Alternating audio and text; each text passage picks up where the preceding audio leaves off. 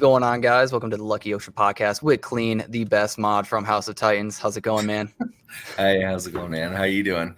Doing all right. Haven't seen you in 2 weeks now, man. What you been up to? Yeah, so I worked for like 23 days straight, and so without a day off, and man, I'm just recovering from that. I went into work today to drop off some things, and I still have like scheduling to do, so it's a day off that I spend at home, but I'm not like removed from work, and I think like I'd rather just be removed from work on those days, Right. If you have a day off, you don't want to have to go into work, and then it's like, well, that's not really a day off, then, is it? Right. Because it's like I'm still picking up like a drill. Like the way they were doing sauces to make sauce was they was just doing like this huge paddle with like a little bit of water, and they would like mix it up and this, that, and the other. And so now I'm just kind of like, that doesn't work. It's very antiquated. Like we're taking too much time to do that anyway. So I bought them a power drill with an auger attachment, and now they can just like mix it up real quick and just be done with it. Hell yeah. And so I went out to get a power drill, and then we're installing like a brand new Coke machine. And is that code? Can you do that? What? To like attach a power drill to it? Yeah. Oh, okay. Oh, no. We're installing a new Coke machine. Right, but the power drill thing, right? So you could stir up the sauce real quick? Yeah, that's just for sauce. Okay, but I was just making sure that was code, because I know they got some strict laws or rules or whatever. Oh, no. So the auger is like 2.5 feet long. So it reaches all the way down into the bucket. Right. Because we've got these 5-gallon buckets or whatever that we make sauce out of. And Gotcha. So instead of them taking a paddle and working their little magic, they're going to take that. So the drill stays out of it. You know what I mean? I mean, I still figured it would, but I didn't know if there was any like rules behind it being like a regulated version or whatever. Yeah, you're good. You're good. But yeah, we're gonna check out some movement that we have too, because we are seeing dirt birds kind of going crazy. We were just checking out some dirt birds and some of the things I was doing before. But let's go check out derps. My dog just went crazy. Shut up, Ellie. Jelly cubes going crazy too. Yeah. 2,900. But I'm wondering what the movement for jelly cubes is. I guess just, if Block's group is going to continue to post banger after banger inside of the alpha group, then it's just going to keep adding value, right? Yeah. So I haven't been keeping up. I sold mine last week or 2 weeks ago. So I don't know if that's the reason why, but I will say Block made a video as well. Let me bring up Tap Tools. He made a video on a coin called Fact that's doing pretty decently right now, that I am now going to be down on because I held for too long probably. But Fact is going to be an oracle on Cardano. I put in 1,200 myself and another wallet. And this wallet, let's see what it's worth now.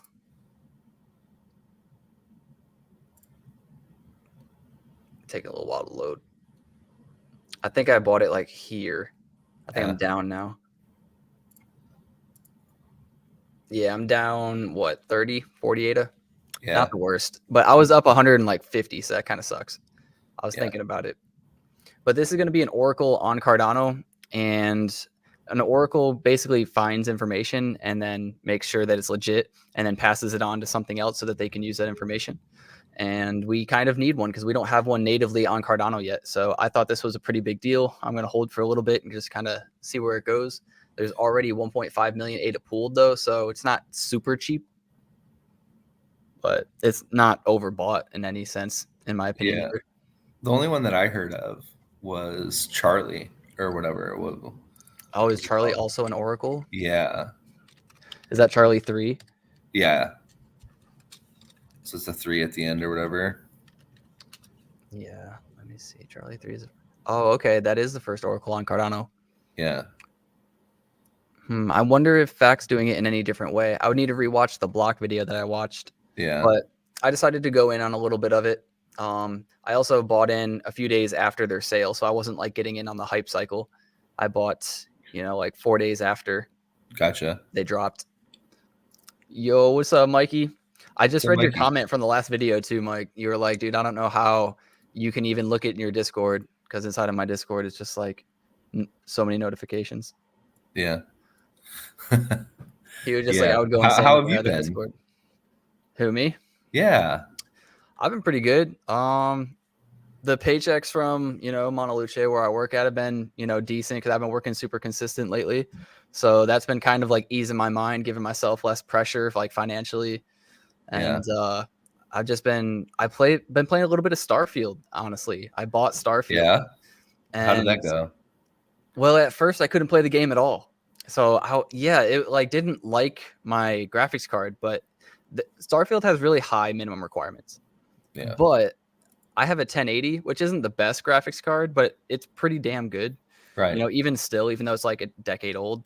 And I had to like download a different version of Windows to get it to recognize the software as acceptable. It was really weird. It was just like a background, like, or like a workaround, right? That just shouldn't have to be done, especially since I downloaded it from the Microsoft Store itself, which Right. I don't recommend because now I can't mod it properly because Microsoft won't let you use the script extender, which is like that for all Bethesda games, by the way. So don't ever buy a Bethesda game using Microsoft Store because now I can't Gotcha. mod it properly.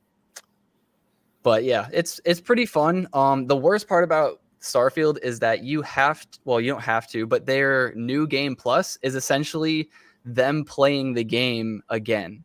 You just start the game all over. All your weapons are gone, all your money's gone, all your items, everything is gone except for your level and your skills. And then you play the game over again exactly how you played it before, basically. And if you want to like level up your powers, then you have to find those temples all over again and you have to do it 10 different times to get to the 10th level of your powers. So it's just like hundreds of hours for no damn reason. It's not fun to repeat those missions because you don't even really fight anything. That's my Yeah. gripe with Starfield is their replayability. They have slashed it. And all the other games, the fun of like an RPG game is making your character and then going through that world. So if I wanted to play the game again, I would make a new character. But that's my little gripe with Starfield. Yeah. I heard it was a pretty good game though.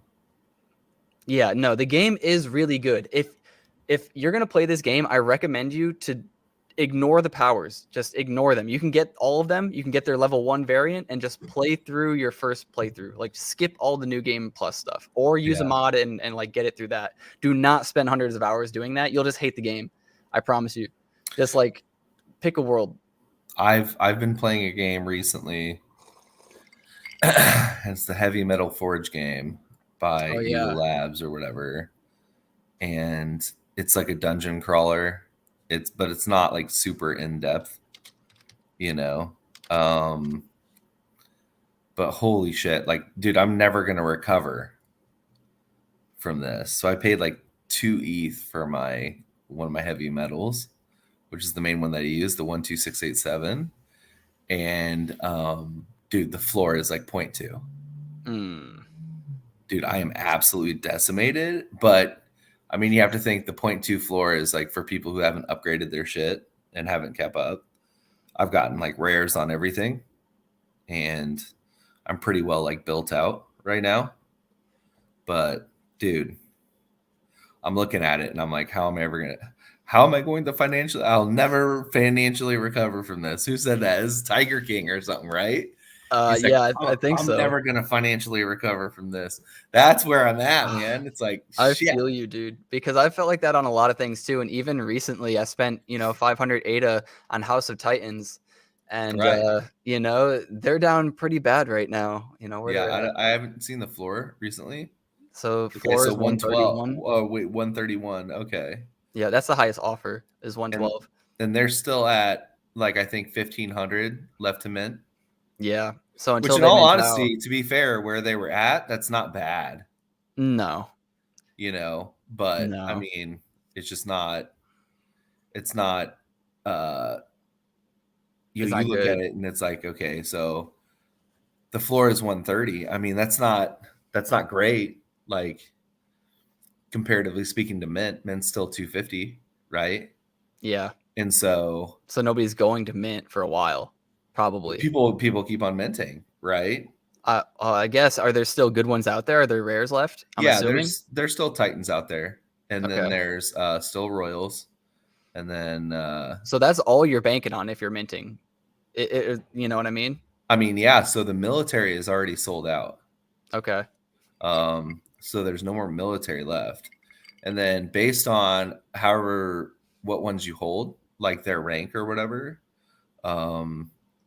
that depends your like mining aspects, like how much you get back.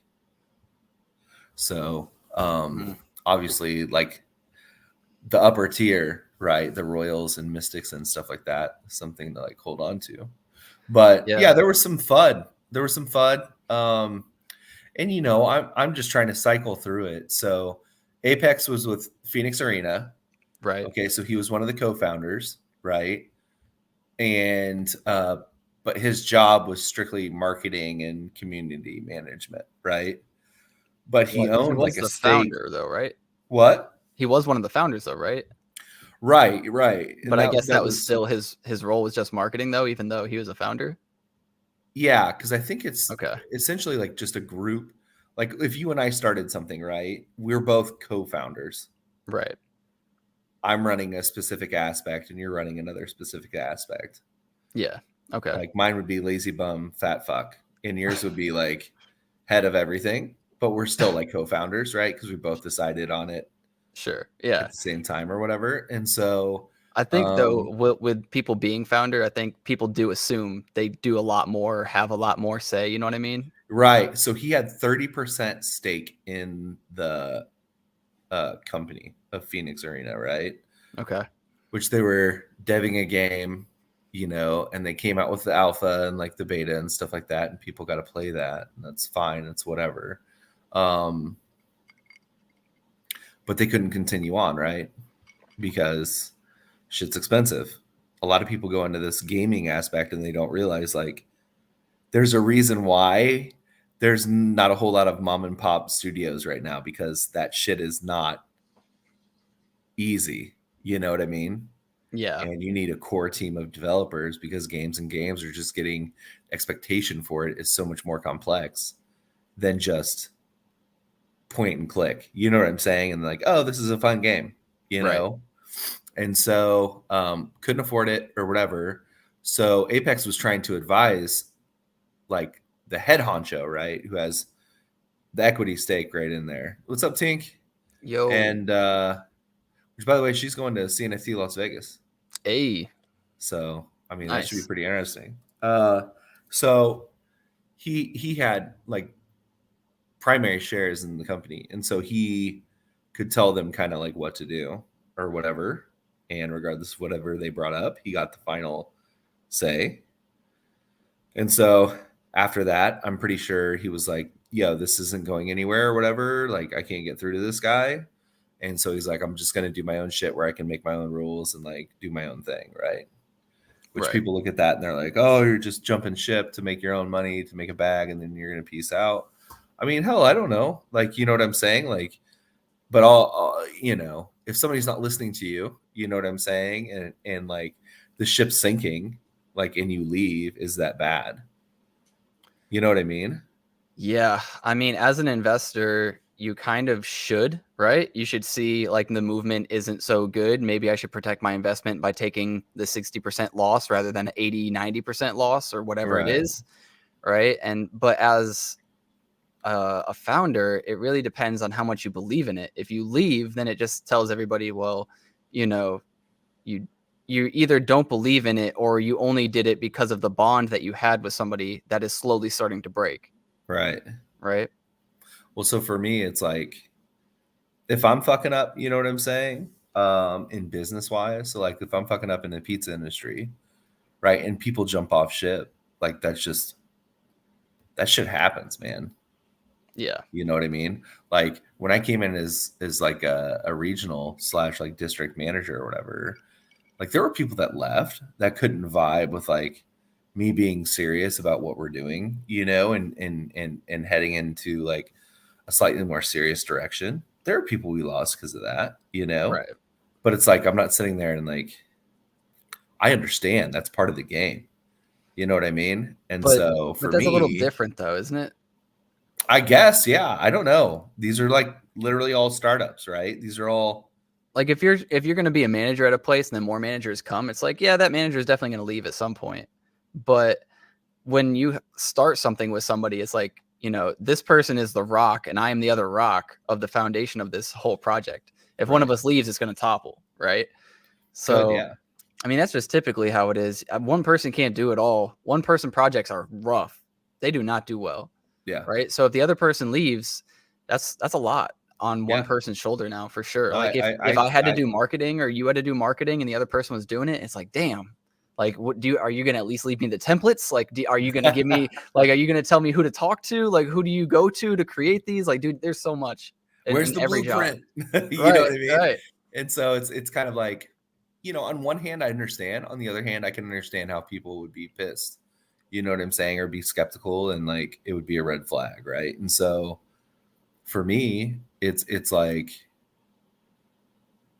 do I feel as if this is with like malicious intent? I don't think so. You know what I'm saying? But see, I'm trying to take that out because me and Greed go back and forth on this all the time. And I'm just like, well, I don't think there's malicious intent here. And he's like, well, there might not be, but are you still happy with an 80% loss? And I'm like, fuck.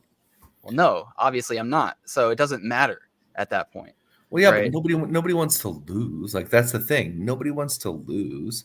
Like Right. we're not in the game to lose, but you have to understand the game that you're in, right? And right now, if you're in this game, you are going to lose.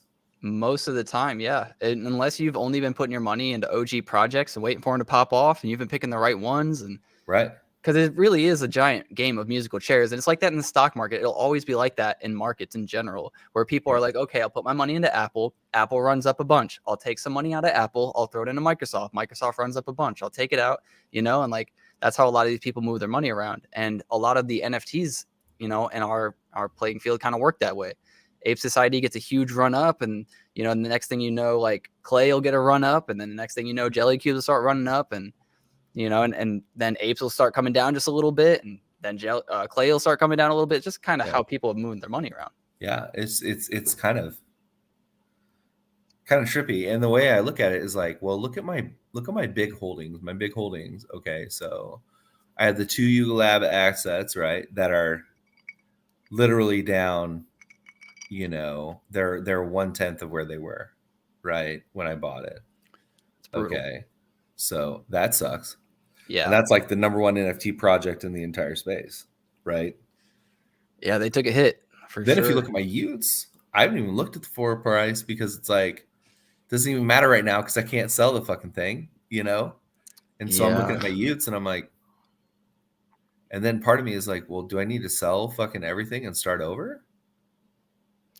It does. I've thought about that too sometimes, like if I were to sell all my assets, I would be up a little bit from where I started, and then I could just kind of start all over. It's like a full reset. Right. But I heard of Atakai.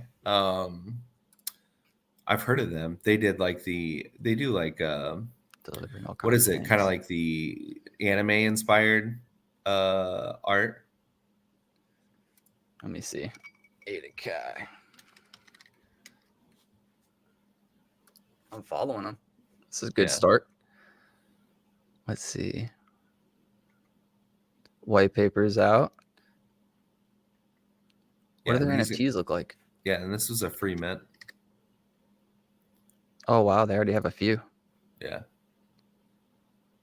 They're pretty cheap, but I guess they had a free mint, so that makes sense. Right. 1,000,000% profit. Yeah, they have a old school Zelda-like game. That's pretty cool. You know who else had a similar game? With that. I'm trying to sell some of his NFTs, to be honest. Maybe I could just look in there. Goombles?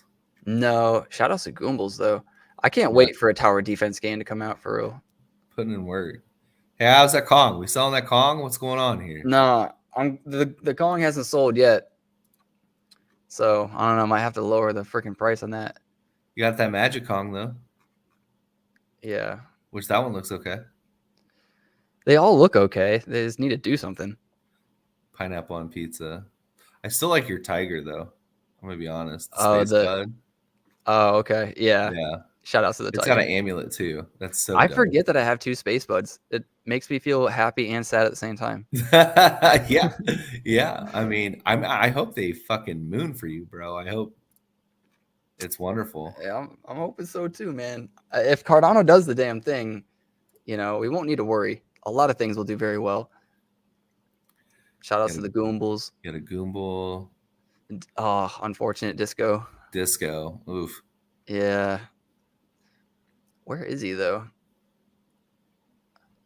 I have a question to ask you about House of Titans in a second too. Yeah. Remind me. That's fine. Damn, am I not trying to sell it? Maybe I'm not. Who is it? What is it? Oh, why can't I just think of his name? It's like a game. Oh, maybe I'm not trying to sell it. Man, The one that's thing such a he's shame. not trying to sell. That's such a shame. It's his name too. He's in a bunch of Twitter spaces. Eden 7? Eden 7. Yes. There Shout you out go. to Eden 7. Yo, the Children of Myrrh. These things look so dope. And they have a game that's very similar to like Mega Man, like Battle Network, if you've ever played that. Okay. Or like Pokemon even, like kind of a mixture. Just one of those like handheld, right? Top down. So I like the old school. Yeah, this retro. heavy metal game is like it's turn-based. Is that the PvP you're saying is turn-based? Yeah. What's up? Yo, what up, homie? Cool? What up, dude? Do they have PvP? No, there's no PvP. It's PvE. And when you battle something, it's like turn-based, so it's different. I'm more of like the I forget what it's called. Not turn-based, but like basically I forget. You get to hit buttons, right? And then it attacks. It started off RPG wise, and I think a PlayStation 2 game called Magna Carta. Magna Carta. Like that? It's a middle in between, space in between. And then look up PS2 or something. Yeah. So this was like a rare game that the guy that I was living with, right? He did like a combo. It was like button combo, attacks and stuff like that. Oh, so like it wasn't turn-based. Like a hack and slash. Kind of. Yeah. But is it? Maybe I'll watch some. I don't know if it was Magna Carta or if it was a different one. Hot dang, dude. We'll get demonetized a little bit. This will be all right. Just a little bit of demonetization. See that? Okay. Yeah. Those are Kingdom Hearts has those. What are they called? Like action commands, I want to say. Yeah, it's like an action command or whatever. Yeah. Okay, got you. Which I think is cool. I like that. I prefer that over like turn-based, I guess you would say. Yeah. Just because it's like kind of boring-ish. I really like turn-based. Like Final Fantasy Tactics, one of my favorite games of all time. Okay. Yep. Okay. Final Fantasy Tactics, like what is it, like Org or something of the ogres. But yeah, I really like tactical games, but I'm also a fan of like just any game that's done well and has a good story that can tie you in. Yeah.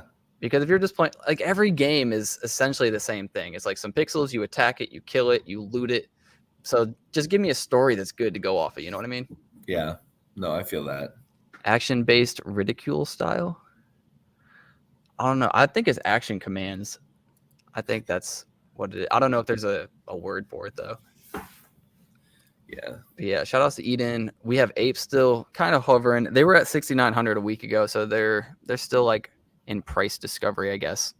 Which they had like the Renaissance or something like that. Yeah. They're doing some cool stuff for sure. Like if you can afford a Ape, I mean, I feel like that's the play to make. Yeah. Maybe not right now because it's at kind of like a high. I was so nervous, bro, when I bought one at 6,888, and then just like a week ago, it was like 400 or 4,800. And I was just like, man, I fucked up. This is it. I'm over. I was like, everything I planned for, I made a bunch of money with bank. I told myself not to spend it. I spent it, and here we are. Oh, you spent it? Well, I mean, I bought an ape, I bought a jelly cube, I bought some more derp stuff, I believe. Didn't buy any more clay. Like I went and I bought stuff. I bought some Goombas, I bought some Kotaz. I spent, you know what I'm saying? Yeah. And I just put another 1,200 on a fact coin, you know? Yeah, but that's a coin. Like, you know what I'm saying? Like, Yeah, at any given day. we'll see what happens, you know? Yeah. Yeah. I mean, it's all about conviction. Like, do you think they're gonna build out? Like, Yeah. I mean, the stupid thing was I told myself it was just a play. So I was going to run it up a little bit more. And I should have taken profits here because the play, honestly, was a Block is Hot play. I saw Block is Hot come out with a video and I was there within 5 minutes. So I was like, okay, bet. And I bought it just because I was super early to the video. And Yeah. I was like, okay, cool. Let me buy before I even watch the video. So I bought before I even watched the video. I did the stupid thing that most people do. Yeah. And then I watched the rest of the video and I was like, okay, well, I actually like this. And then I went to bed. I woke up and I was up like 120, 150 ADA in that range. And I was like, I should take profits right here. And I didn't listen to myself. And here we are. Yeah. So it was just a play that turned into something that I actually liked. And now I'm down on it. It's okay. It's up from when we logged in. So, yeah. Yeah, you we'll know, see. 10 ADA. So that's fine. Nice little 69. There you go. Let's go, baby. Let's go. So, yeah. Other than that, like literally just drama in the space is draining. Like it's just draining for me.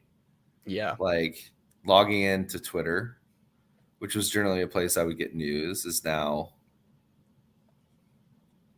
it's just like, what's up? See ya, Mikey. All right, Mikey. Have a good one, homie. The drama in the space is like exhausting right now. Like it's Yeah. I mean, for better or worse, I've been just not paying attention too much. Like I use Wednesdays as a time to like come together and talk to everybody. yeah. And if there's something I missed, I'm going to get yelled at for it. And I'll be like, all right, cool. I'll go figure it out. And then like, I just go on with my week and I don't really look back, you know, like right after this, I got to go finish building a fence, which is going to suck. And then Friday, Saturday, Sunday at work, you know, and then Monday comes around. I kind of take that as a day off to decompress from everything. Yeah. And then Tuesdays, I'm out mowing lawns. Wednesdays, doing the podcast and rinse and repeat. Yeah. Because it is exhausting, like you said, but I'm not going to, because there's so much good to look at too. Like I was getting kind of caught up in some of the negativity that we were talking about, you know, and I was freaking out for a little bit. And there's things that we see, like the charts are playing out in a very negative way, right? Like not necessarily the S&P 500 that's in a bullish pattern right now, but the other charts that we looked at. And what was the other indicator? The yield curve has never been, whenever it's inverted, right? We always go into a recession. Right. And it's been inverted for a while. Yeah. So we have good reasons to panic, but there's also the other side of the coin where the U.S. government has been printing a shit ton of money, even though they say they aren't, and said that they were going to stop. So they could keep printing money all the way through this band for a while. And then it's a bad idea. Yeah. We'll have to see. Today's going to be a pretty important day too. If you guys didn't know, Jerome Powell at 2:30 is speaking about rates again, which he does, I believe, every 2 months. So every 2 months on Wednesday, whatever Wednesday it'll be, 2:30 p.m. Eastern time, he just goes live and he either says he's going to do a rate hike, a rate decrease, or he's going to keep it the same. So everybody believes he's going to keep it the same. He said he's going to keep it the same. It's been the same for the last 2 times. So probably going to be the same. But really what matters is his speech, which comes at 2:30, and how he phrases what he's going to do. Because everybody already knows he's not going to raise or lower for the most part. There's also the, what's it called? The Fed rate. Fed rate index or whatever. Yeah, it shows you the likelihood of what's going to happen. So right now it's almost 100% chance that nothing happens. Yeah. That's what's being priced in. Boring. We're going sideways. No, I'm just kidding. That's what I think. Yeah. I think this whole printing money situation sucks ass. I mean, nobody can debate that. You know, it's just kind of like, in the end, it's not going to be great. You know, well, I don't really see it as a bad thing. I see it as something that they do anyways, just like they raise rates and they lower rates anyways. So like when they lower rates, that's when everybody gets excited and they start throwing more money in.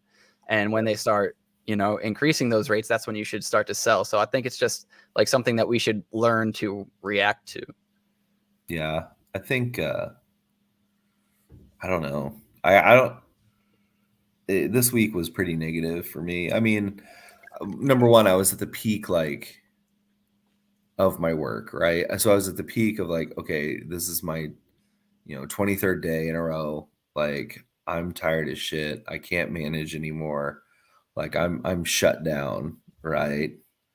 And then there was all like negativity in the space, and it was just like, oh shit, a double whammy. So even when I'm trying to escape from like the real world shit, like, and I go to like Twitter as like an information hub or like way to engage and stuff like that, like even that was like negative and kind of shitty. And so I was like, all right, I see what's going on here. Can't even escape it. So I just watched the movie called The Menu, which is about a restaurant. But yeah, it's with Ralph Fiennes, whatever the hell you want to call him. Really good movie. It's on Hulu. So if you're with a lady, Hulu and hang and watch that. It's a good movie. Lots of twists and turnies. You know what I mean? Okay. Huh. Definitely worth a watch.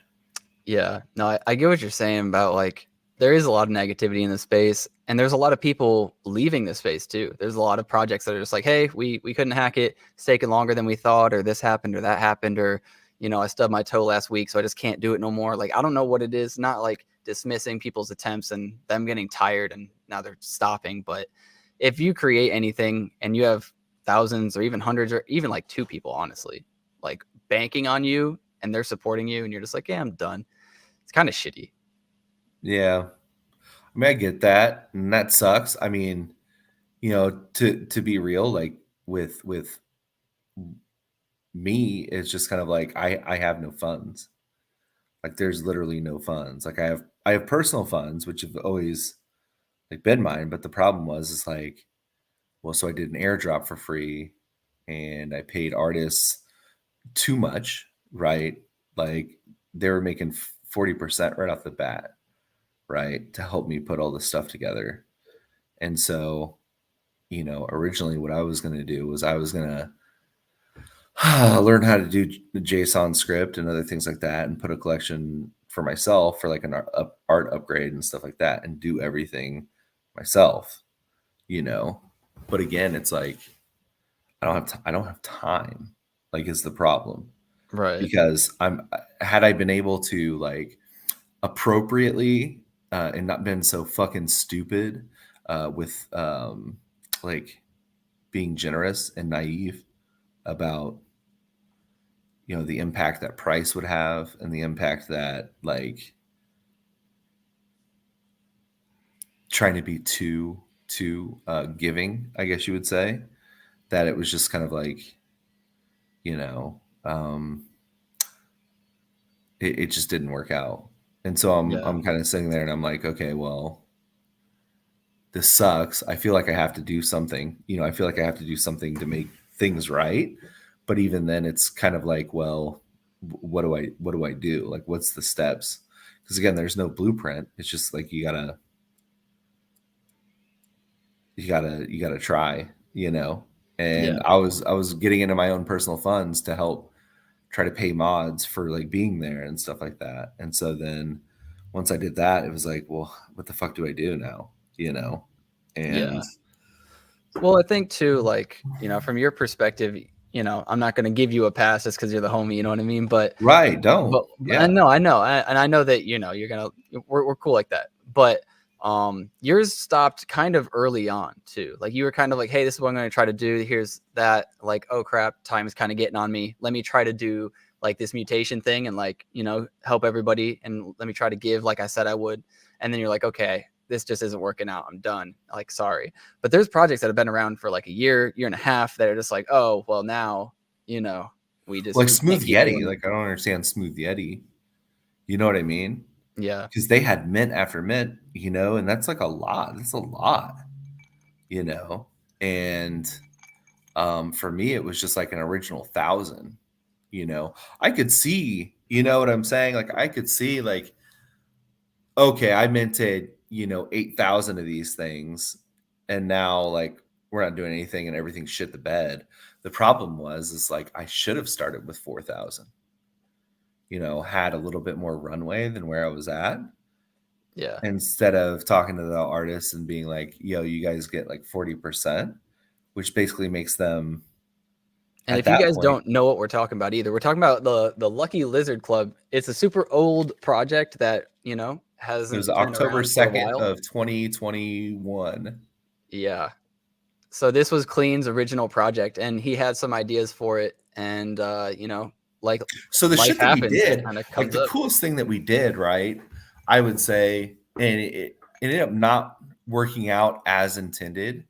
And part of that was my fault because again, it was like a one-man team, right? It was just me and I had mods and like community people, and we were like really rabid about stuff. You know what I'm saying? Like I think we did a pretty good job as far as that went, but like rallying troops and stuff. But the problem is that at the end of the day, it was me, and it was just like too much for me personally, because it's like you do need a marketing person. You do need somebody who's going to be, what's up? What's up, homies? How you guys doing? There's a Juan, bunch of highs Joy, from Juan. What up? What up, Juan? what's It's, new? Oh it's like he man, was trying to like type and maybe it didn't go through and then it went through all at once. I don't know. What's the what's the new new rug? rug? Yeah, like Hey man, wait long enough, you'll find it. Give me like an yeah. hour. So it was kind of like, so something we did, we created the burn mechanism, right? And so the idea is you were going to send in your token, it would get burned and then automatically sent back to you, was like a raptor, right? And that had never been done in the space, and that's kind of like what I wanted to do, was like, yo, let's figure out, let's try to do this. So I worked with a couple different people, and again, like I said, I really focused on like, okay, well, coding and learning like JSON script and other things like that, to where the next step I could maybe do more myself. And that way I wouldn't have to outsource that particular part of it. And so, but that took time. Like all that shit takes time. What normally Yeah. takes people like 9 months, I was doing in like 3. You know what I'm saying? And I really sunk into it and learned a lot. But at the same time, there was severe burnout just because there was nobody I could offload onto. My wife didn't want to hear shit. Like Is there nobody anything that wanted me to hear you want to shit. still And do with the project? Or what? is there anything you still want to do with the project? I'd like to kind of do like a pivot, but the thing is that number one, like where's the I have not been promoting, and I don't give like enough time, right? To where people um would still be maybe interested. So I don't know if I was like to sit there and do like another airdrop of a different art, right? Like upgrade this, make it better. But then like, well, what do I do on top of that? I don't want to drop like a coin. I don't want to do anything like that. Like how Well, can I think too, you like many others are taking it very serious, and that's good because you want to make people happy. You want to do something that's also going to reflect positively on the people who are supporting you, which is admirable. But I think that's such a pressure that makes it not fun anymore. So I think what you should do is just do and treat it like a fun side project. If you want to make music, go ahead and make music, and then on top of that, just release it for free to all the people who hold Lucky Ocean or Lucky Lizards, that right? too? I could do it Right? for Like Lucky Ocean as well. and you could just do that whenever, right? And if you were just Yeah. treating it like fun, you might make a bunch of shit because you're just like doing it as like your side project or as Right. your decompression or whatever, right? Because like I write music as on the side, but I like to share it with people because I don't know, I just like to share ideas. And music is essentially like an idea put into like music format. Yeah. So, it's not like I make music for people, but it's like something I have to share with them because it's what I did. But that's the thing is like, so for me, drawing like the base character that you see forth was like very fun for me. It was very like therapeutic for me, right? And so I still draw. I mostly paint nowadays. I actually got into like uh thinking of doing like clay sculptures and shit like that, just for fun, because like it's something I could do interactive with, like with my own children. Right. But yeah, drawing is very like much a relaxing thing for me. The problem is I haven't had much time to relax, you know? Yeah. You got to get that work squared away, man. You know, like you went back there as something as like a hobby as well, and now it's draining you. Right. And so right now, I promised myself that I would take 2 days off every week now. At least, right? One of those being Wednesday. Hey, you know what I mean? So I'm working Wednesdays out. And then so the next time is like, well, Saturdays or Sundays, right? Right. So I have to have 2 days off. I mean, like I said, I can't be a effective manager, right? If I'm constantly there and on the line and doing shit all the time. It doesn't work like that. Right. And It's not so, good for your mental either. and it's the same thing here, like people with NFT projects, right? Like you can't be like a full-time worker somewhere else and like try to run one of these. It doesn't work like that. It has to be like legit your job, right? Right. And you have to clock in every day. You can't just like sit idle, and kind of just hang out, like what are you cooking? Right? You know what I'm saying? Like you got to keep going. So, yeah, but I mean, as far as that goes, like I could definitely see doing something else, but obviously at no cost. Like there's not going to be a cost involved. Yeah. You know what I mean? The It's just like a free lizards were month. pretty dope too. I remember they had a lot of hype because there was only 1,000 of these, and everybody else was doing 4K projects and 5K projects, and it was only 30 ADA, right? So Right. Yeah. everybody was And like, those guys "Fuck were yeah!" smart in one aspect, in the fact that like, um, they were smart in one aspect in the fact that they did a higher number, right? Because they knew it would sell out and stuff. Had I had a higher number at the start, like, you know what I'm saying? And again, like I said, not been so generous like to maybe artists, because thinking back, it's like, dude, I built the base character for this motherfucker. Like I did.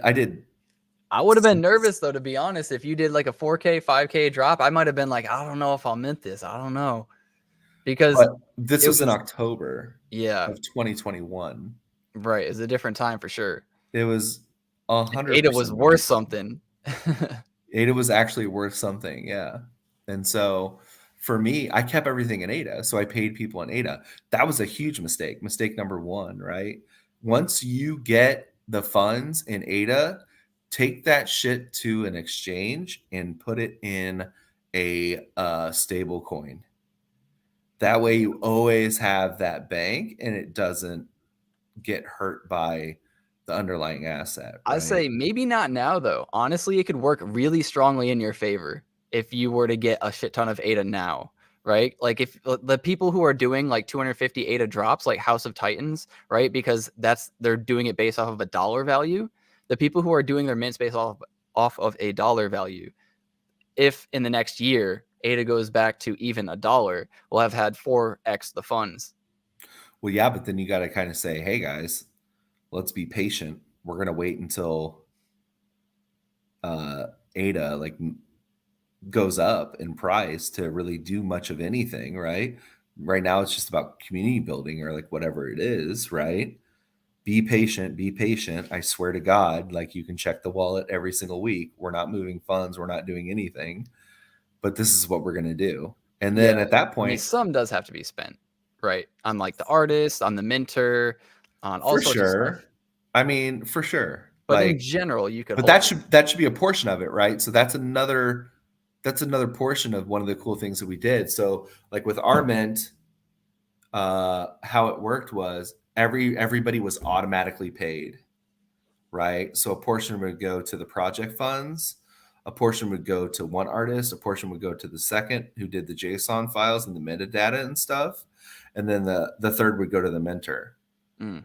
So it was all automatic, and that was like one of the first times they'd ever done that. And I was like, okay, this is fucking cool. Like we Yeah, can that's say awesome. like this is something we did. First did the burn, and you did a burn, but then you got something back, right? And it would automatically be sent to you. And that had never been done in the space. And so that's what I wanted to do was like, yo, how can we do something, that's different in the space? And so it had me talk to a bunch of different mentors, a bunch of different people, and then I wrote scripts for it. I created endpoints, I had my own like I had my own Docker system inside my laptop and PC and stuff, and so I was just sitting there constantly scripting on it, and working on it and testing it. And so, dude, this shit took me a long time. Like I still learned so much stuff, but again, it was like, well, at the end of the day, people were let down, right? Because floor price didn't go up or whatever. But slowly but surely, I've been like, I still care. Like I still buy the floor At of the end of the these. day, too, there was plenty of time to profit. Plenty.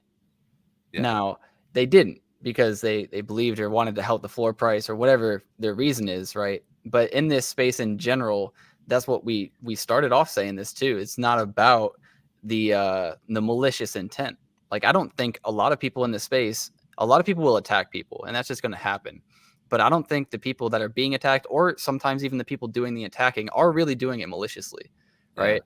Yeah. It's just if it's not going to make you money, it's not going to make you money. It's you got to learn to like throw your friendships aside in this space when it comes to your money, right? You can still be nice to him, but you can also still sell his NFT, right? So And that's I how I told view it. everybody, like, I don't care what you do. Like, it's in your wallet. You're responsible for that. Like, if you have to sell, sell. If you don't, you don't. Like, just because I'm ride or die doesn't mean like you have to be. You know what I mean? Like, Right. that's just the way it is. And Like, and support, so like I could go into the Discord and talk to you all damn day in your Discord and help it look more active. And that's more supportive than me buying one NFT. right. So like there's different ways you can support too. Oh, 100%. 100%. And so, like in House of Titans, I know you had a question about that or whatever we can get Oh, to. right. Right. Yeah. There's some people that don't hold, they just collect gems. Yeah. So no, what I was gonna ask It's is kind of weird. are they doing something where they're also buying minters or miners? Yeah, so they're doing that with Goofy Gophers. Right. So I wanted to know, when is that happening? Like when are they giving them the money? When are they getting the miners? So, okay, so I don't have the specifics on that. I do know that that is a focus for what they call season 2. Now, season 2 doesn't involve a new mint or anything like that. It's not about that. Okay. This one was specifically, which was what's called season 1, right? Was to flesh out, the community, the family aspect, um, and then maybe think about like doing like trades and other things like that, right? And then season 2, which should be, I think they said like 2 or 3 months from mint, right? Um, that's when they're going to start doing like the whole mining and stuff like that. They're probably setting it up in the background right now with Goofy Gophers or like whatever. But I know that that's coming to fruition by the time season 2 drops, because that's Okay. more along the lines of like dealing with like um, currency avenues and other things like that. And so ways to Okay. kind of add value to the underlying asset of your NFT. Because I was thinking about Goofy Gophers, and obviously their floor price is doing very well, has done very well, and is holding up. So I was just thinking, once these start to kind of show people that you can earn similar rewards, I'm expecting them to at least go up a little bit.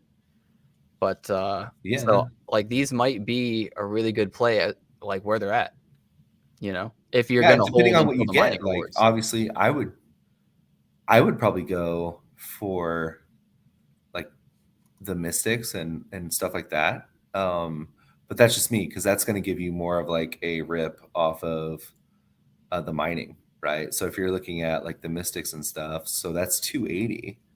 So that to me is a little high, right? So then we have to figure out like, okay, are 2 floors worth the same percentage as a mystic? Right. And does that make sense? Do we So know that 130, yet? 130 is pretty close to 269. You know what I'm saying? Like Yeah. difference is negligible, Do we know that it's exactly double the rewards? No, that's what I'm saying. So Oh, okay. that comes out. More of that will come out in what they call season 2. Oh, okay. So they're doing stuff in seasons, right? So the idea for this season is to flesh out the community,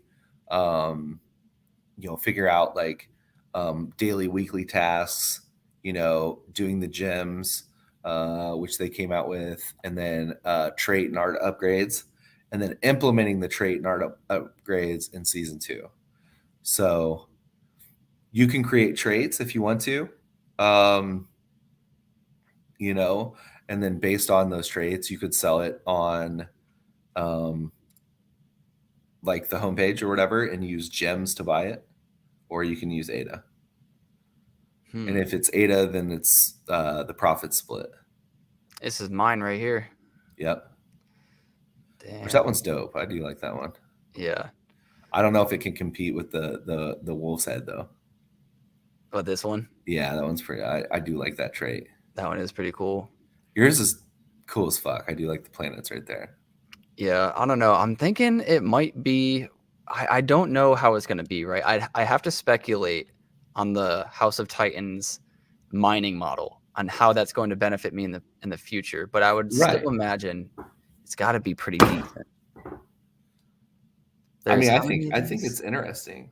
How much of the money is going towards buying rigs? Do we know that? I don't know. I don't know just yet. Okay. But the thing is like, well, so now is a prime time to buy one, right? Could be, right? Yeah. It's definitely better than the mint price. That's for damn sure. Right. Like, this is almost half off, right? This is really good. Yeah, like 250. Yeah. Yeah, 125 would be half off. Yeah. So these are looking nice.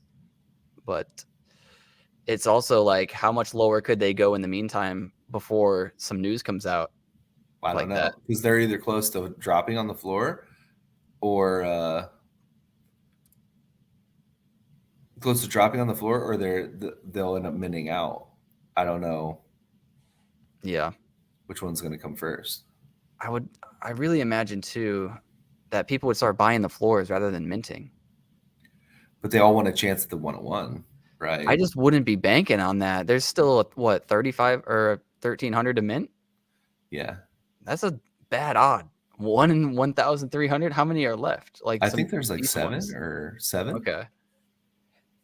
It's not the worst odds in the world, but that's 258 a gamble every time. What's the floor on a Titan though? And the thing is, how much money are you going to lose getting commons until you finally get that? And is that going to be worth it?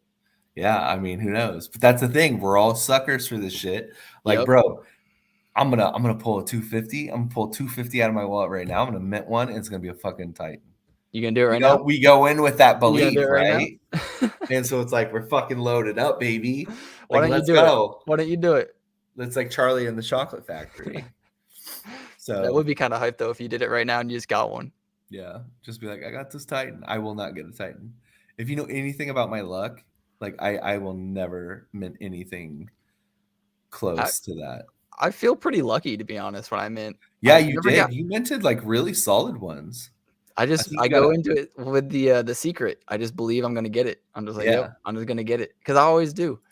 So what's the floor price on Titans right now? Floor price on Titan, like the actual Titans, the 131. No. I'm saying like the class of Titan. Oh, the actual Titan. Yeah. What's up, Hugs? Yo, what's up, homie? 14.5. Can you look at the activity? See where they sell at? 4,000 was the latest. Yeah, and there hasn't been any in 11 days for that. Yeah, that was the last time a Titan was minted. Yeah, that's crazy.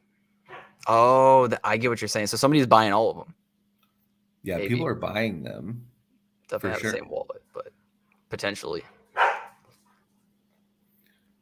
My dogs are attacking each other. If you can't hear them. So generally the floor is like 4K on a Titan. Yeah. I mean, I would take that, 250 to 4K. This person's trying for 14. That is crazy. Yeah, so how many is there? There's got 1, 2, 3, 4, 5, 10. 13. So there's 7. There's 7 left. 7 left. Oof. I kind of see why people are going for them then. You could mint, if you get one within 10 pulls or something, it's pretty decent. and there's still like Royals out there or whatever.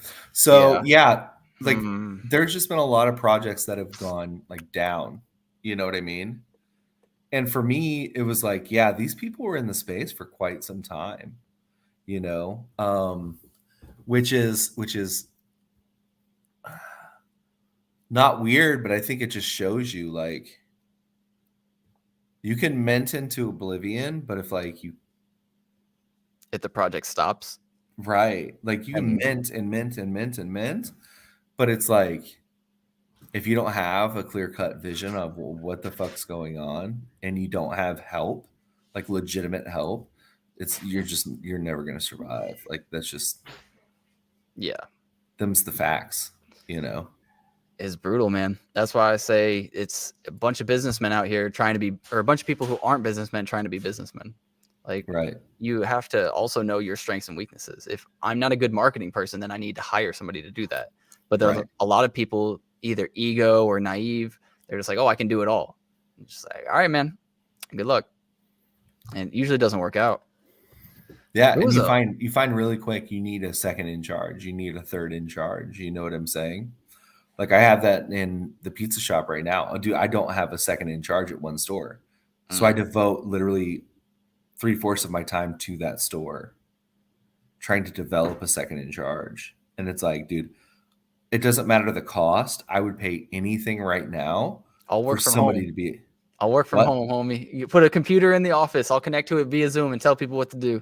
I got you. I'll be like, are you gonna sit on shift, bro? Are you gonna sit on shift and like I'm just gonna set up the cam right at the edge of the thing so you can see the entire kitchen? Yep. Like Johnny, you're doing that wrong. Like Johnny, I saw you sneak a burger, man. I saw you sneak it. It's like it's dude, it's a bitch, man. I'm telling you. Yeah. And that's real life. I mean, I'm knee deep in that shit, you know, and there's no blueprint for it. Like nobody in the company is running 2 stores. It's just me, you know. Hopefully there's eventually a time where there is a second in command though, and it can kind of go back to normal. I'm trying. I had to hire my dad. Oh, really? Yeah. Damn. So he's going to be another manager? And he's like 60 something years old, bro. Yeah. He can't do that. He's just getting too old. He can do it, just not with a whole lot of oomph. Dude, I'm telling you, not with any oomph. There ain't nothing behind Zero oomph. He's like a boxer in the fucking 15th round, bro. Like throwing jabs. Like what's behind those punches? You know? And so you just need obedient people. Yeah, I need people that want to learn, that want to like hang out and have a good time and be productive. I mean, that's all it is. Yeah. And so, dude, but yeah, I can't escape. Like it's a bummer at work, you know, because I'm going through that shit right now. And then I get on Twitter and it's a fucking bummer there. It's brutal. A lot of people do get depressed in you know, times where the markets aren't doing so well. So, you know, just you know, all I can really say is just be aware that it's hopefully just a cyclical thing, and there'll be a time in the future at some point, can't tell you when, it should be better. You know, that's all I can really say. But I'm holding out for Utes, right? I've been holding out for Utes this entire time. I'm like, this is my fucking play. This is the money bag. This is where it's going. What's the floor price on Utes right now? Oh man, you actually want to look. Yeah, I want to look. I want to potentially blow my brains out. Okay. Let me see. Magna Carta was so good though. There's a lot of gems back in the day, dude. Yeah. We were just talking about this, me and my brother. Video games are not like they used to be. Video games used to be so banging. Yeah, because it was an easier, like simpler time, right? Well, also people's imaginations weren't put into boxes like this is how I make a game. Like they were innovating. They were making the games. 0.77. How do I make this not so? There we go. But look at them though, right? They're not bad looking. I do actually like the art more than most. Like the dude on the far right, I like him. Yeah. I don't know, man. They dropped because of the other artwork, right? The other project. Yeah, kind of D-Gods like guide the ship. And so they kind of flubbed with that one. But like My hope, and this is my big hope. Oh, they got a shoey. Dude, I like the guy with the orange. I like orange beanies as well. Those are pretty tight. I like those. But like my hope is with my Utes that they're earning points, right? And so you can trade in these points for like different like drops. Like they had a Tesla giveaway. They had like damn a bunch of different other shit, right? Like a MacBook Pro, like all sponsored by Kraken, right? And my idea is I want to open up these things and like win something. You know what I mean? If I could win a fucking Tesla, that'd be great. Yeah. But at the same time, if I win a pair of like Crocs or like socks or like, you know, Something. a gift card, like, or whatever, at least I'm getting something. But for right Yeah. now, I'm just sitting here on this huge fucking egg, just waiting. And like, it sucks to sit on the sideline and wait. It's just not our time, man. It's just simply not our time. Who I feel knows, like man? it's never my time. Who knows? Hey, we have Powell about to speak in 30 minutes. He Okay. could say some very bullish things, right? Probably won't. I think a lot of people are actually anticipating we go lower. I'm sorry to say it. But, you know, maybe this is the time where everybody thinks they know that we're going lower, and then psych, the reverse rug pull where they actually just screw all the people shorting, and then they go higher. Which, yeah, are you going to watch that Diamond Hands movie?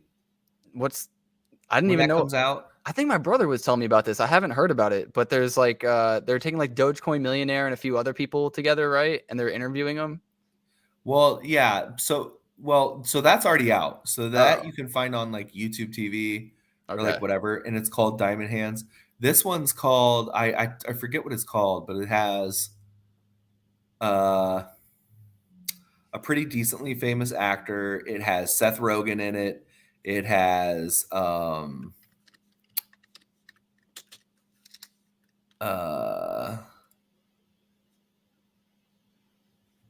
you're just gonna find that. Yeah, of course. But there it is. There's that one, Diamond Hands, right there. The movie. Well, there's Diamond Hands, but it's like it's a different actor. Like it's not called like Diamond Hands. I forget what it's called. Paper Hands. No, it's not Paper Hands. I don't know. But it looks like a pretty interesting movie. I've been seeing like advertisements for it. And you know, because like I was there, you know, every morning right before like we'd wake up at like 3:00 when the Asia markets opened or whatever, and set your alarms. Yep. We'd always be checking. You know what I'm saying? ABC, always be checking.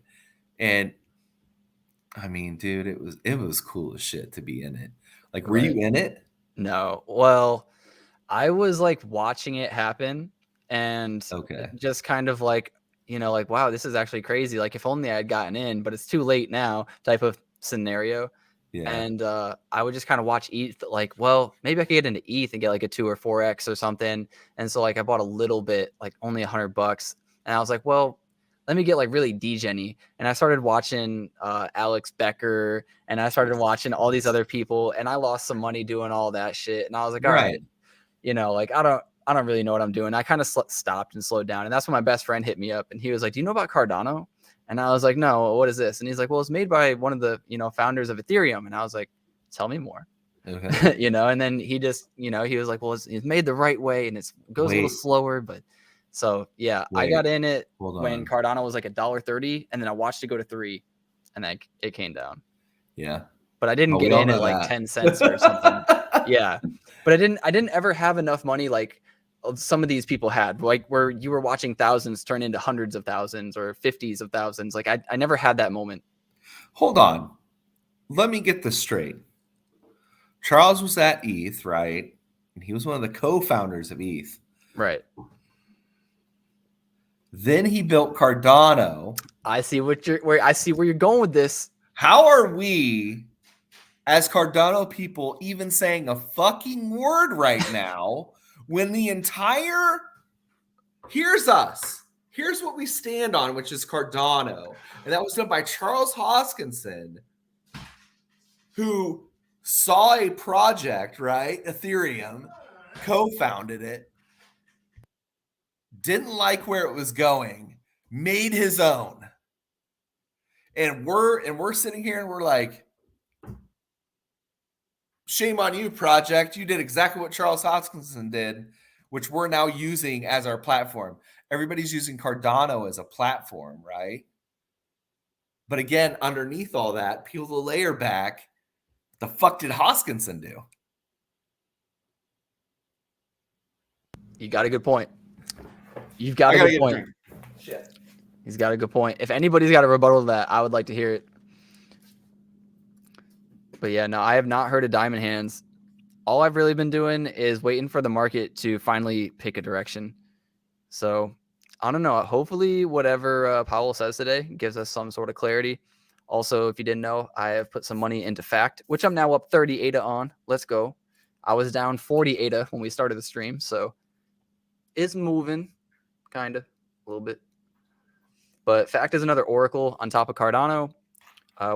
We talked about Charlie 3 as well being on Cardano. Is Charlie 3 still like doing stuff? I think so, yeah. Okay. What do you say? Homie has dropped the mic, exit stage right.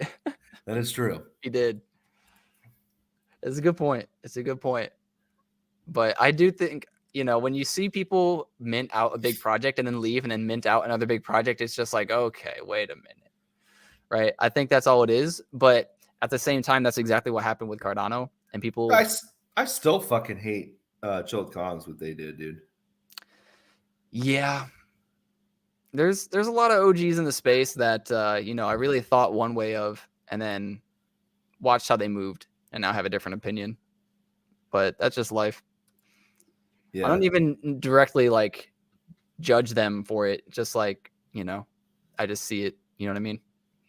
Because at the end of the day, it's about money. A lot of these people came here for a chance at their own version of, you know, success or money or whatever. It's just unfortunate what money sometimes does. Yeah. Hold on. I'm getting a text message from a manager. I'm like, don't let me manage today. You manage. Right. You make decisions. Don't know about the Gothic font on the California medley. Dude, my husky is such... Me and my brother call her an ESA, an emotional support animal.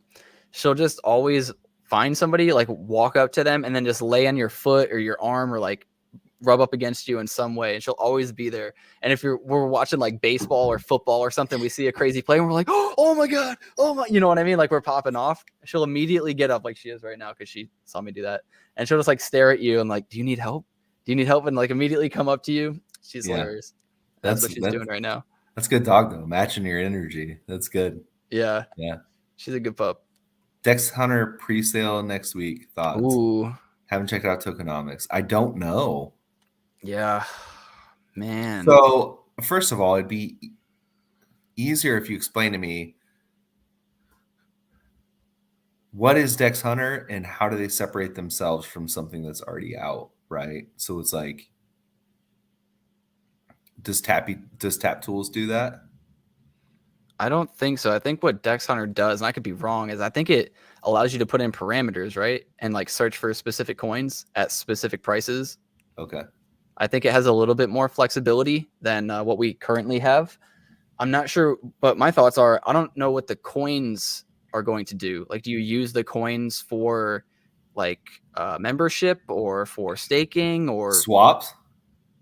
For swaps, maybe? Well, because I imagine if it's Dex Hunter, they're going to have swaps right then and there, and they'll act as like the go-through to get you the best price.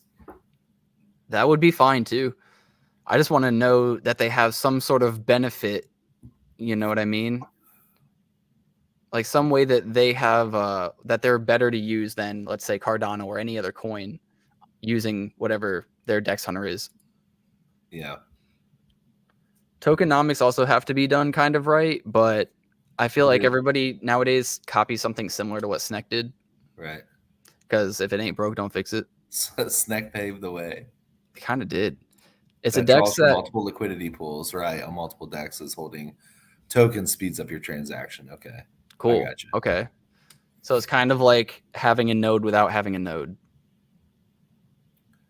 Or am I it's just drawing explaining from that in a weird way? it's just drawing from everything. So Yeah. The reason why I say it's like having a node without having a node is because nodes, if you have your own, there should be less congestion, so it should be faster in theory. right. And that's why I said that, but it's not going to work in the same way. Yeah. So I'm teaching this manager a little bit about like marketing or whatever. And I was like, come up with a sign. I need you to make it so like you stick with a palette, create this design, right? And I need you to do the fonts for it. You can do any fonts, just not Times New Roman, bold point 12, whatever the fuck, you Right. know, and no Comic Sans either, to be ironic or whatever. And she made one. They're pretty good fonts, but then she chose the Gothic one. Mm. And I was like, I like Gothic, it's good, it's bold, it's great. But I feel like it would scare customers and doesn't necessarily match what we're trying to do here. So come up with a different one. And she's like, I'll switch it. This is the Gothic font, right? Yeah, it's Gothic font. Yeah. Yeah. For It's just soups, kind it of like needs to be more old timey. artisanal. Like it makes me feel like I'm like in the old times or something. Yes. So we want it to be fresh, simple. You know what I mean? Yeah. For me, I wouldn't even put soup of the day. I would just put a picture of like Pizza. soup with steam coming out of it and like just put it right near the front register. And I think that would garner more attention than saying soup of the day. Yeah. It's As too long as much it to looks like read. soup. It could look like tea. It's got to look like soup. No, it's going to have soup. It'll have crackers by it and a spoon in it. Okay. See, there we go. Now that we got some context clues. There you go. Hell yeah. So yeah, make it simple to where people don't have to read because people don't like reading. They'd rather look and be like, oh, that's what it is. And they'd be like, okay, California medley. Oh, okay. Wisconsin cheddar, like whatever it is, stuffed green pepper. There you go. This is that place that had that dope art. Yeah. Baja chicken enchilada. Baja Blast. Dude, From I wish we had Taco Bell. Baja Blast. That is Taco Bell exclusive. You know that, right? Yep. Son of a biscuit. Every time I go to Taco Bell, I'm like, this is so bad for me. And then I'm like, oh, they have Baja Blast. And it's all done. Yeah. Like Taco Bell, dude, everything's so expensive. Can we talk about how expensive Taco Bell is? I wish they would go back to like the horse meat that they were using. That shit was so cheap. Yeah, but if it's a little bit better for you, I'm sure it's not. But if it is, I would prefer it, be slightly more expensive if that's what needs to happen. Slightly, bro. Used to feed like a family. Dude, I know their Crunchwrap Supremes. Their Crunchwrap Supremes are like $10. Yes. That shit is wild. Snack Blast coming soon. Yeah, that's their energy drink. I'm kind of curious about it. That'll be bomb, dude. Remember when people were getting hyped about all the Dogecoin stuff and how there's going to be like Dogecoin energy drinks and Dogecoin underwear? Like there's going to be Dogecoin like stuff everywhere. Everybody was going to partner with Dogecoin back when the hype was starting. Do you remember that? Yeah, I remember them coming out with stuff. Yo, what's up? What's up, Troji? Also, I just wanted to let you know too, I'm now up 30 ADA on the position I was down 40 ADA on when we started this. See that? Hey. There'll be more movement for sure. Like it'll leg up again. You'll have plenty of time. You're Gucci. Don't even worry about it. I'm telling you, DeFi is the only way right now. DeFi is the only way right now. It's the main way right now. Yeah, that's definitely true. I do think NFTs will have a comeback similar to like meme coins. I have a feeling there's going to be a time where everybody's just like, holy shit, why are NFTs going so stupid? I think there's going to be that time again, but I'm not even going to try to time that. You know what I mean? Yeah. And I think crypto will be the same way. I think it's going to be really crazy once, and this is what I'm really banking on, once a Bitcoin ETF has verbal agreement that is going to happen, I think crypto is going to go stupid. Yeah. I think that's all people are really waiting on. I killed my elbow just now. That funny bone. So bad. But yeah, we should know sometime during January, maybe even before if they get their act together, if they're going to pass a Bitcoin ETF. And I think a lot of us hate / love BlackRock for similar reasons because they have all the money in the world. But see, like I did this earlier today. Soup of the Dead. That's what you did? Yeah. See how artistic I am? Autistic? See how autistic I am? Oh yeah, baby. I like it though. I couldn't do. I'm not like artistic. I can't really think of stuff, as you all know by my thumbnails. They're very just like. I want the freaking point to get across. Like, we are the Atlantic Ocean, so you see an ocean, you see my NFT, you see Clean's NFT, and then a few of the NFTs down below that we're going to talk about. And that's it. Might not look great, right? But like, you understand exactly what the hell is going to be talked about today. Yeah. Practicality. Where's Bank at? Where's Bank at? Oh man. Out of all the coins, I really wanted Bank to do something, man. Let's just first, if we can look at SNEC and we can see that SNEC ain't doing a whole lot, then we know Bank ain't doing shit. God damn it. As far as movement, all right? Yeah. But exactly how low does it go? I don't know. Am I still holding any Bank? I don't think so. Fuck. Ooh. Yeah, buddy. Man, almost IPO price. Or ICO price, I should say. About another 50% off, and we can get to the ICO price. Oh boy, that's wild. Man, Bank was such a beautiful, beautiful son of a bitch.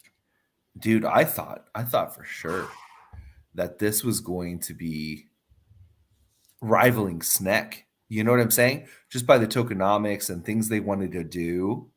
I was like, oh shit, they're killing it, you know. I think, you know, I vibe with what they're trying to do. But dude, community did not. Yeah. Are they building a game, right? They're building like a couple different things, yeah. But whew. Whatever it is, dude, games, people just love to shit on games lately. If you're a new project, don't come out with a game. Like, you're just gonna get shit on real quick. Hard in the paint on Clay. Yeah, dude. Did you see me and Greed been talking kind of back and forth because he was saying that Cornucopius and Goombles and some others, he was like not directly saying that these are bad projects, but he was saying that they were cash grabs. And I was like, well, I would like to say that, you know, Cornucopius has weekly updates and has been doing that for like 2 years. So even if they're a cash grab, I doubt they're doing it just for money, you know, like that is a lot of fucking effort. And that was when we had the whole semantics argument of just like, well, does it really matter that people are having good intentions if they're going to lose you money? Right. And I was like, I guess we're back to this again. That's where we always end up, is like, you know, it doesn't matter that these people are trying their best to make you money. They're not. Yeah, money talks, bullshit walks, right? But like, I saw the Cornucopias game a year ago. Yeah. That shit was pretty good, man. Yeah, you can't replicate the organic growth Snake had. You definitely can't. The only problem is, Hugs, and I definitely agree with you on that. But the part that pisses me off is that it was attached, in my mind, it was attached to Chilled Kongs, which chaps my ass even to this day. And I know that it was a meme on the Chilled Kongs because that was the worst snake I'd ever seen drawn in my entire life. Okay. That what Musk likes to say, right? Like fate loves irony. I guess, yeah. Yeah. It happens all the time. But I like Goofy. I like Goofy, Chris. Yeah. We're all part of the same community. And then they want to like make a joke, and then all of a sudden it became less of a joke. And then it was like, okay, well, it's a serious joke now. This is what we're doing now. You know? Yeah. Need a $2,000 computer upgrade to play Cornucopias. That is true. Damn, is that really? Does it have specs like that? It's gonna be like pretty. It's gonna be load like intensive for sure. Yeah, we'll have to see. I was actually thinking about that too when I saw how much power Starfield needed to play. I was like, dude, my computer is actually kind of coming close to the end of its life. Like, I have upgraded the computer so many times, and now a 1080 is almost not enough to handle the newest game. I was like, that's wild. That's crazy to me. That's absolutely crazy. Yeah. Like, if you can't afford a 1080, which is like $400, $500 right now, then you can't play a lot of games coming up. And $400 to $500 is about the cost of a new console. Right. But they'll play the game much worse. So than a Yeah. computer would. Yeah, for sure. But it's crazy. Things are becoming more and more expensive. And Starfield was $70 to play, not the usual $60. But I bought a code, so I got the deluxe version for $60. Oh, okay. Yeah, I had a code. But that's also, unfortunately, why I had to buy it on Microsoft. I could get into a whole fucking thing, dude. Because did you guys know Bethesda and Microsoft had their biggest leak ever yesterday? Their biggest leak ever. So Bethesda, all of their games that they're going to make for the next like 6 years got released, which sucks because they were in cahoots to buy fucking Activision, Blizzard. So while they're doing all that, they had to send their files or their forms or whatever. And those forms were supposed to be encrypted, but I guess somehow they weren't, or somebody stole them somehow. And so we know that they're going to make a Fallout 3 remastered. They're going to make a Oblivion remaster, which I'm really excited about that one. Right? They're going to be they have this new game that they're creating. It's like Project something. They're like hiding the name. A bunch of stuff is coming out. But then on top of that, Microsoft stuff got leaked too. So the new Xbox and the new controller got leaked. And that's coming out in 2028. So they screwed themselves 4 years ahead. But they got people talking about it though. It's true, but you have 4 years. You're going to retain the hype for 4 years? No. I don't know. I haven't played video games besides like the heavy metal game in such a long time. And if I do, I play Fortnite with my son. But dude, his Cheez-Its cost you $9 the other day. Here, I'm going to tell you this right now. And I'm going to be very clear on this. So I hope you're not on this side of the fence. But if you get the extra toasty Cheez-Its, you are inhuman at this point. The extra toasty Cheez-Its? Yes. Those things are the most disgusting things on earth. So terrible. Wait, what's the new controller look like? Is this it? Hopefully not. Sebel, the new Xbox controller. Refresh controller. This is the one that leaked. So this is what it's going to be. So this is what the Xbox is going to look like. It's kind of like this, that's a placeholder, right? I don't know. Are you calling it a placeholder, or are you saying this isn't the actual image? I don't think that's the actual, like, what it's going to look like. Hopefully not. I mean, they got 4 years to fix it. It's called Brooklyn. Yeah, I guess. This is Sebel. I don't know. They like to use keywords just so people don't find out about it, but they found out about it anyways. And this is what the new. Click on it there. There you go. It's all right. Anywhere. Xbox Wireless 2. Mine kind of looks like that, like as is. This is what mine looks like now. Yeah, I mean, they're not going to change it. They're not trying to reinvent it. It's very much like a PlayStation controller where they're not going to change too much of it. Yeah. It might change like some of the, like you can see under here, it looks like there's a little bit more grip. Yeah, it looks like they put a grippy on there. Which long gaming sessions do not work well with grips. You just get sweaty for no reason. Yeah. We'll see. Sweat fest. Oh, yeah. And you know how these gamer people are, Cheeto dust and sweat. God damn it. Go ahead. Let's look at heavy metals. HV and then dash. No, just HV. Dash. And then MTL. Ugh. 0.22. 0.22. Okay, look at the third one. This one. Hey, look at the third one. Go ahead. Click on it.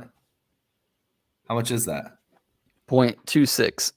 Right, which is $431. Yeah. Atlanick, buy that. No. Buy that. I'm not spending more money on these NFTs right now. Buy it. Play this game with me. Absolutely not. $431 video game. I don't know about that one. After buying Starfield. Dude, fuck you. I bought this video game for $2,000. Damn. What an idiot. I know you didn't tell your wife. No, she doesn't concern herself with these things. But to be fair, I do have all rare shit, so it's definitely not like a floor item. Right. But I just don't ever think But I'm gonna get like my 2 ETH back. I was gonna say you definitely spent more than that too. Things are just brutal. Just don't look at the price. Trust me, life's better if you don't know. Yeah, don't look at the price. 1 ADA is 1 ADA, right? Or whatever. Yeah, sure. Why not? One day we'll be back to some Bank's gone. Spicy coin's gone. fact at the top though for the day.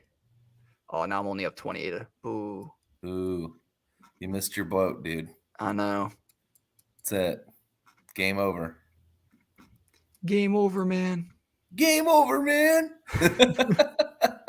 Like off Alien. Yeah. Any cool mints coming up? I know Apprentice is coming up. Apprentices. There were a few others. I'm not really into anything just because of what happened with House of Titans. Like they had such a hype cycle. A lot of people were talking about him. I thought they took it at the right pace and like grew, but dude. So I think what happened, and this is not great by any means. Okay, so whatever happened, right? Apex founder, this, that, and the other, but immediately once things started minting, floor price tanked, right? Because people were selling at 80 underneath mint. Yeah. Day one. So then all of a sudden, guess what? All the people that are holding, guess what they're going to do? Sell for less. Sell for less and just keep shitting. And they're just going to talk shit the entire time. And so that's where we're at right now, is that there's just a whole bunch of people talking a bunch of shit because they didn't get their $1 million yesterday. It's annoying because some people have legitimate excuses or complaints, whatever it is. And then there's going to be the people who are just mad because their project didn't do well. And they're just going to be like, well, I feel lied to. It's like, well, you can feel however way you want to feel. Right. You made a decision and now you're down. Like that doesn't necessarily mean it's anybody's fault but your own. Like I don't look at them as like that's their fault. Like I went into the thing, you know what I'm saying? I bought secondary. I did whatever I wanted to do.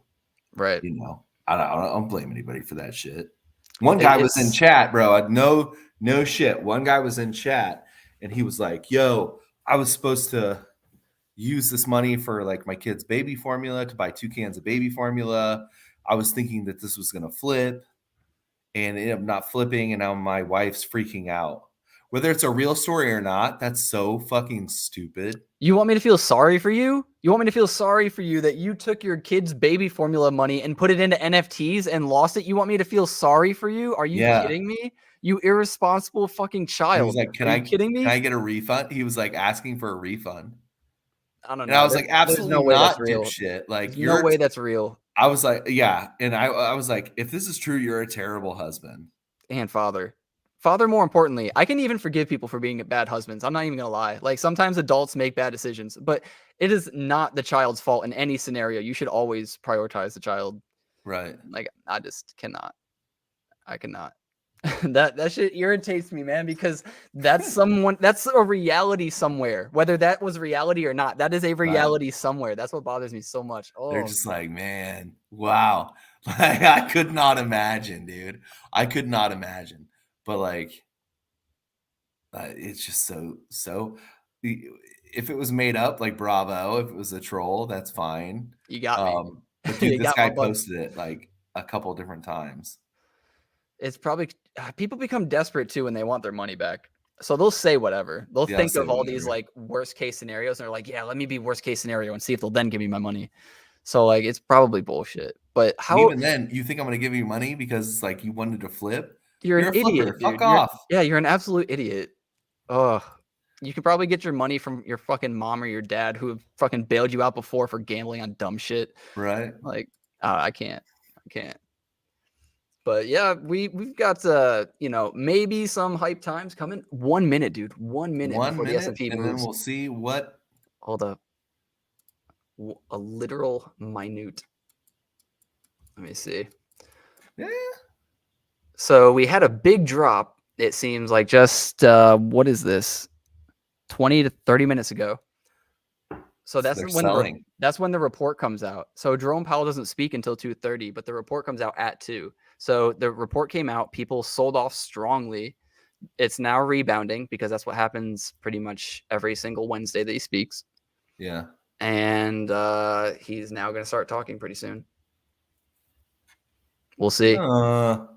It's just going to be the normal. It's just going to be like the few reporters that are always there, and they ask their like typical questions that they're hoping to like have one of those gotcha moments on. He'll respond in a certain way where he doesn't say too much, and then we'll all go home with a giant nothing burger, waiting for the next one. Yep. That's what usually happens. Yep.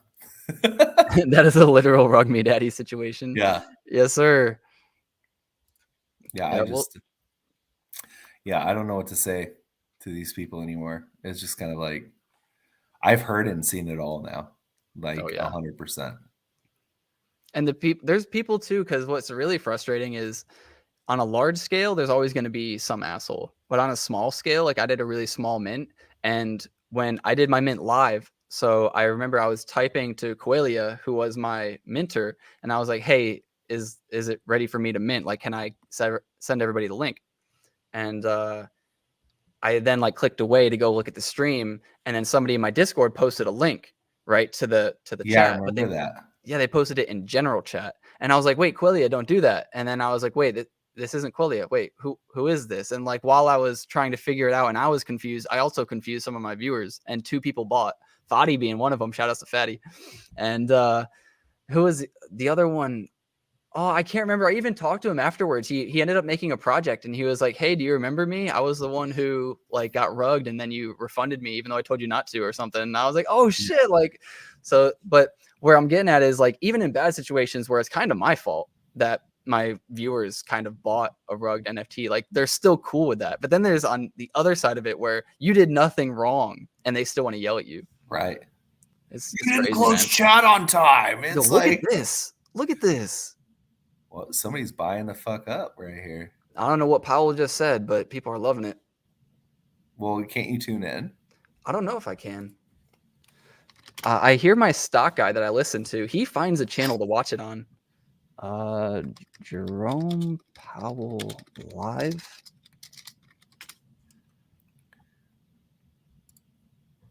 Can I show this? Sure. Can y'all hear this? Let me. Real GDP has come. Well, now I can't see anything. Now I got to turn on the volume. You're fudding it. You're fudding the entire thing. Can you hear it now? Kind of, yeah. Higher mortgage rates. Okay. Higher interest rates also appear to be weighing on business fixed investment. There you go. I'll mute myself for a little bit. Economic projections, or SEP, committee participants revised up their assessments of real GDP growth, with the median for this year now at 2.1%. Participants expect growth to cool, with the median projection falling to 1.5% next year. The labor market remains tight, but supply and demand conditions continue to come into better balance. Over the past 3 months, payroll job gains averaged 150,000 jobs per month, a strong pace that is nevertheless well below that seen earlier in the year. The unemployment rate ticked up in August, but remains low at 3.8%. The labor force participation rate has moved up since late last year, particularly for individuals aged 25 to 54 years. Okay, we can kind of, I'll mute him a little bit, like just barely. Did I mute you?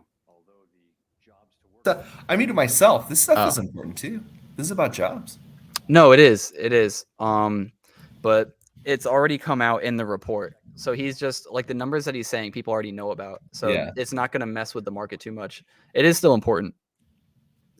But right now he's basically reading straight from the script. That's why I moved away. What you really want to do is get to the end of this and get to where the analysts and stuff can ask their questions. Yeah. Because then he starts to like respond in non-computerized, like planned responses. He's off the script. I gotta turn my crock pot down to low. I'm making chicken Caesar romaine sliders tonight. So we'll see how that goes. Hell yeah. What kind of sauce are you using? Just my own Caesar dressing. Okay. Yeah. Caesar dressing on fucking meat? Yeah. Okay. I never had that. It's chicken Caesar. So it's like when you think about making a chicken Caesar salad, it's chicken with Caesar and stuff. So now I'm just doing like a pulled chicken with Caesar dressing. that I made with like anchovies and cream and other things like that. Yeah, and then romaine lettuce, and then ciabatta bread. What's that? Ciabatta bread? Yeah, what is ciabatta bread? It's Ciabatta. Ciabatta bread. Sometimes you steal bread, and sometimes ciabatta bread. Did you just come up with that one? Yeah. That was all I could think of is ciabatta bread. Dude, that was so fucking good. Like, I almost went from 6 to midnight. Is baked with a much higher hydration level, making the holes like within 73% hydration. So does it make it like softer? On the inside, but then firm on the outside. So good. Looks pretty good. Yeah. Kind of looks like some like salt or sugar on top. Yeah, that's just the flour. Yeah. Oh, you know what's really good though? Is fried dough with the sprinkled sugar. Oh, 100%. We make that all the time. Hell yeah. Because we have dough at our fingertips at all times. You know what I'm saying? Oh, you make it at the restaurant? Yeah. So for us to make like cinnamon twists and shit like that, easy. Throw it in the fryer. Yeah. Hell yeah. I take dough. I take 2 of those pre-circled cookie doughs. Oh shit. I take 2 of those pre-circled cookie doughs, wrap them in dough, and stick them in the fryer. And it makes like a cookie dough like empanada. Yeah. Dude, it's so sick. We used to take some of the I think we had like pretzel bread or something, and one of the Hispanic dudes that worked there, he'd always dip it into the fryer when nobody was looking, because he was like head chef, so we had to kind of let him do everything. And he would just make like a full basket, and then he would like toss all the breadsticks and the sugar and the cinnamon and shit, and then he would pass them out to people like real quick before the managers got back. He was dope. Hell yeah. Yeah, that shit was bomb. I miss kitchen staff, dude. Honestly, working in the kitchen is only bad if your team sucks. Yeah, if your team sucks ass and you have a manager who's just like a know-it-all dick, then it's not going to work out for you. Yeah. But like even when it's busy, like there was only one guy who I wanted to work with. Shout outs to Moses, who I haven't seen in like 10 years. I have no idea where the hell you are, man. He was like always telling extravagant stories, so everybody thought he was probably a liar, like one of them ones, you know what I mean? Yeah. But I just loved his energy, so I didn't care. I was just like, he always brings good energy, so fuck it. Yeah. You know? Fuck it, we ball. Exactly. He was always down to do shit too, so like hell yeah. But whenever me and him would work together, dude, and we'd be busy, I had such a rhythm for hitting those patties. And then I would get a little tired and a little hot and be like, all right, I'm taking a break, man. Now I would go out to my car, smoke a little bit, whatever, and he would just take over because he was just as good as me. So like having somebody else who you can rely on like that, it just made the day like we're just hanging out. Yeah. I miss it. I miss those days. It's like 19, just fucking killing that grill. Yeah. Yeah. And like, there's clarity in the chaos, you know what I'm saying? And like you actually feel like you accomplished some shit. Oh yeah. When you get through a rush, oh yeah. Yeah. Go outside, have a fucking smoke, hang out for a minute and then start cleaning up. Hell yeah. Dude, it used to be so nice too. You go on a break and then right down the road there was it was like I could have walked to it actually, and I did. I walked to Chipotle. So I wouldn't even eat because I did not want to eat Steak and Shake. All right. Yeah. But Chipotle, I would walk to Chipotle, eat, smoke a little bit in the back, and then just kind of like take my sweet ass time coming back, be super chill. Dude, Steak and Shake's pretty good though. It is until once he was even my friend, not going to say his name. He started working there. He could not cook a burger to save his life. He used to give out raw meat. We'd have customers come back and like open up their burger and show us that the inside is literally still frozen. Yeah. Literally still frozen, not even like kind of cold. Like, no, dude, completely uncooked. Yeah. And he would just smash the burgers down as thin as he could, just like without even, like no sort of technique, and just like leave them on there and then flip them after like 20 seconds. And I was just like, dude, this burger is frozen. Right. You can't do that. Right. Like, he'd be like, all right, it's done. They say 2 minutes on each side, or they say like 2 minutes total, 1 minute on each side. I was like, yeah, but Now that the meat is fucking frozen, dude. Right. Like, use some common sense. Like, it's not supposed to be frozen, but that's because some of the other team did suck and they didn't take out the meat from the last night and put it into the cooler from the freezer. Sons of bitches. Good times though, for real. Yeah, it was so stressful fun times, having, but good times. When you have like 15 people, they're all the same age, like 50, they're probably like 17 to 25. That was our range. That was our group. Like, everybody's on the same page. Like, get shit done and then go party. Right. It was amazing. We'd always have somebody's house to go party to after work too. It's so bad because it was like, I work with nothing but like 16-year-olds at this one store. That's giving me fits. And like kids at 16 nowadays are fucking awful. If you're not a part of the age group, it's maybe not as fun. But when you're a part of it, it's kind of just like, all right. I hope they're having fun because Jesus Christ, they look like shit. Fair. Yeah. Looks like Powell isn't saying anything too great. Let's see what he's saying now. So right now, it's All right, still here's an a open question. question Some about shit. social Hold on. restrictive. You're not saying today that we've reached this level. We're not saying, no. Clearly, what we decided to do is maintain the policy rate and await further data. We want to see convincing evidence, really, that we have reached the appropriate level. And then, we're seeing progress and we welcome that.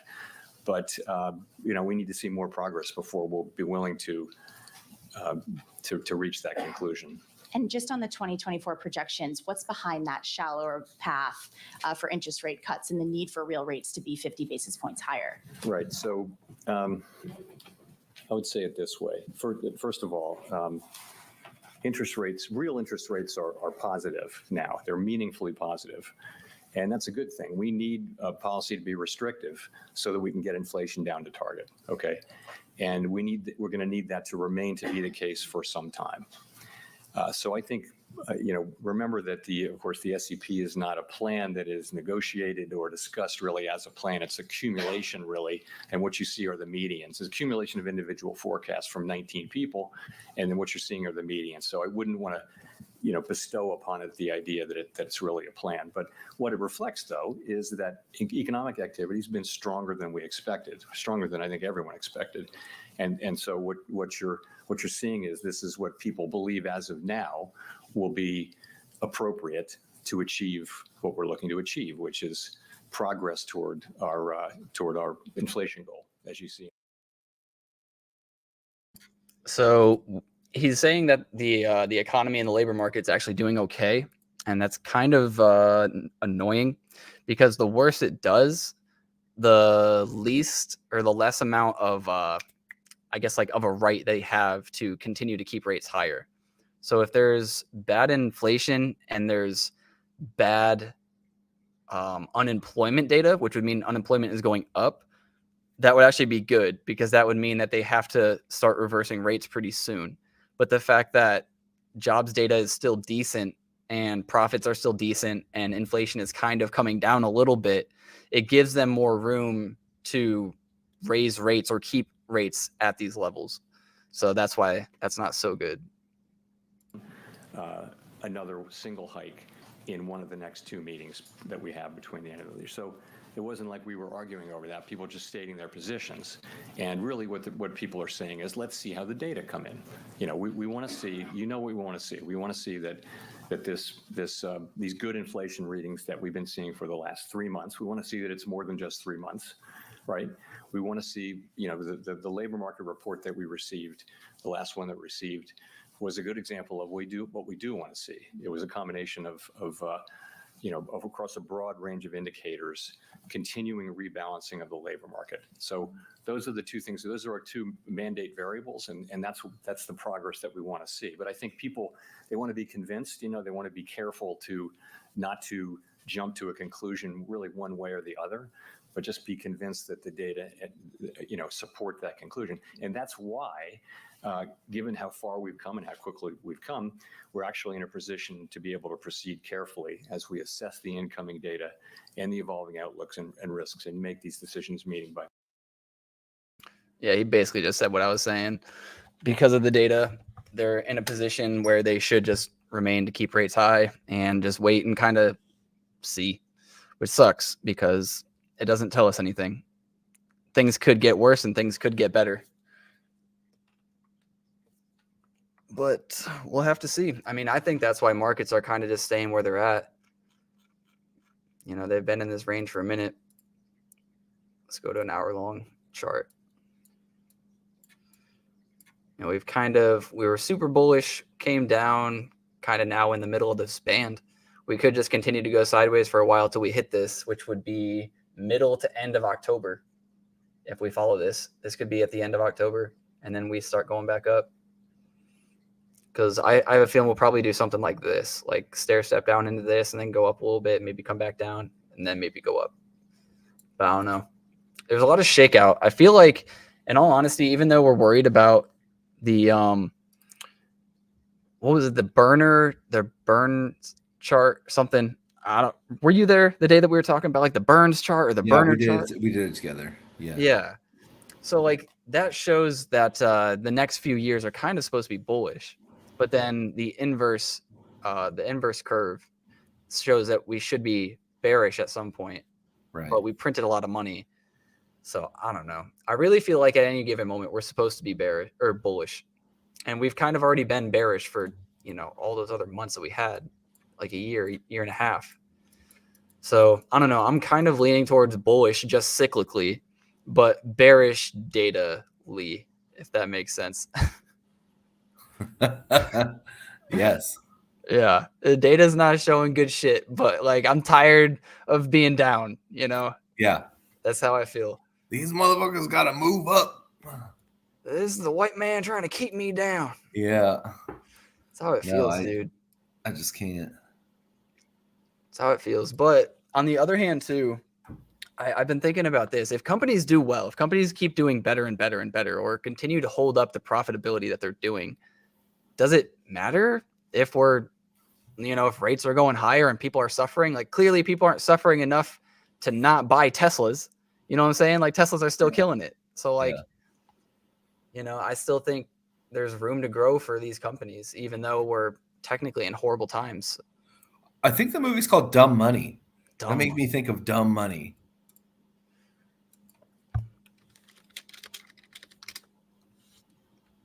Oh, okay. Yes, this is it. Pete Davidson? Yeah, Pete Davidson's in it.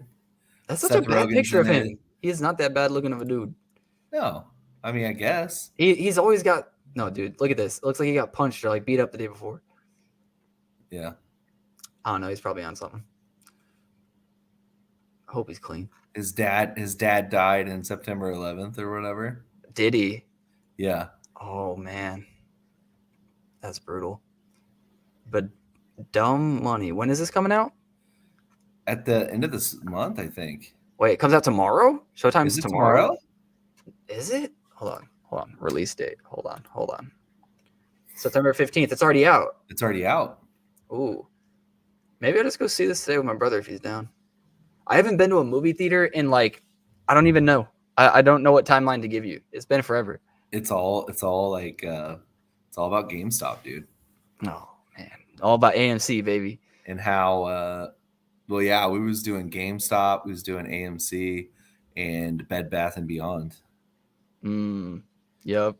BBB, dude, and Nokia had a little bit. Nokia was pretty good for a minute, but none of them had the impact of GameStop. Like GameStop did. No, it's. I was on Reddit and I got so many upvotes. I was like, "Yo, I'm holding. I ain't fucking selling." Like, hoorah, remember all brother. the times? Remember all the times that you had a shitty game like Hello Kitty Adventure Island and GameStop was the only place you could trade it in, and they had our backs and this, that, and the other. I ain't fucking selling. This is like getting back up on their feet. I sold, obviously, but you know what I mean? Like, yeah, it was funny. It was good to sell. It was good to sell it. Like, what was it, 283? You know, and then like almost 400. Yeah, I believe it's in theaters because it showed a theater back here. So this is going to show my area a little bit, but that's fine. Yeah. Yeah.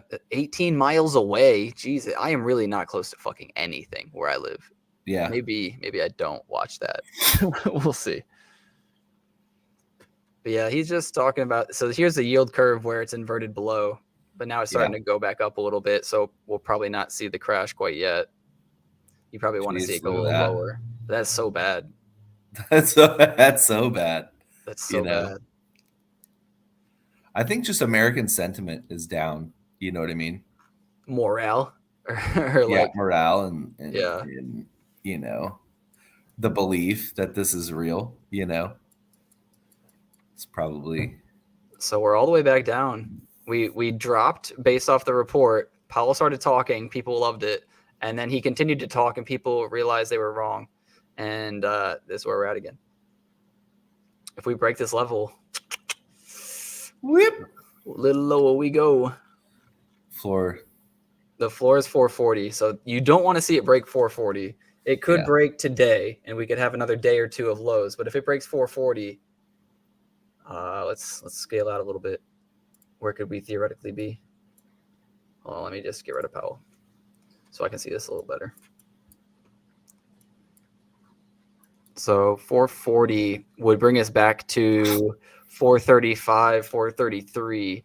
And if you truly break that, then you're going to be below this band and potentially creating a very bearish scenario. But we're not there yet, so we're not going to speculate. Not there yet. Not there yet. Probably got a week or two, to be honest, before this fully plays out. Yeah. I mean, crazy times, man. I feel like the next bull has got to be fucking crazy, right? Well, it depends, man. Some people are saying it's not going to be as impactful as the last one.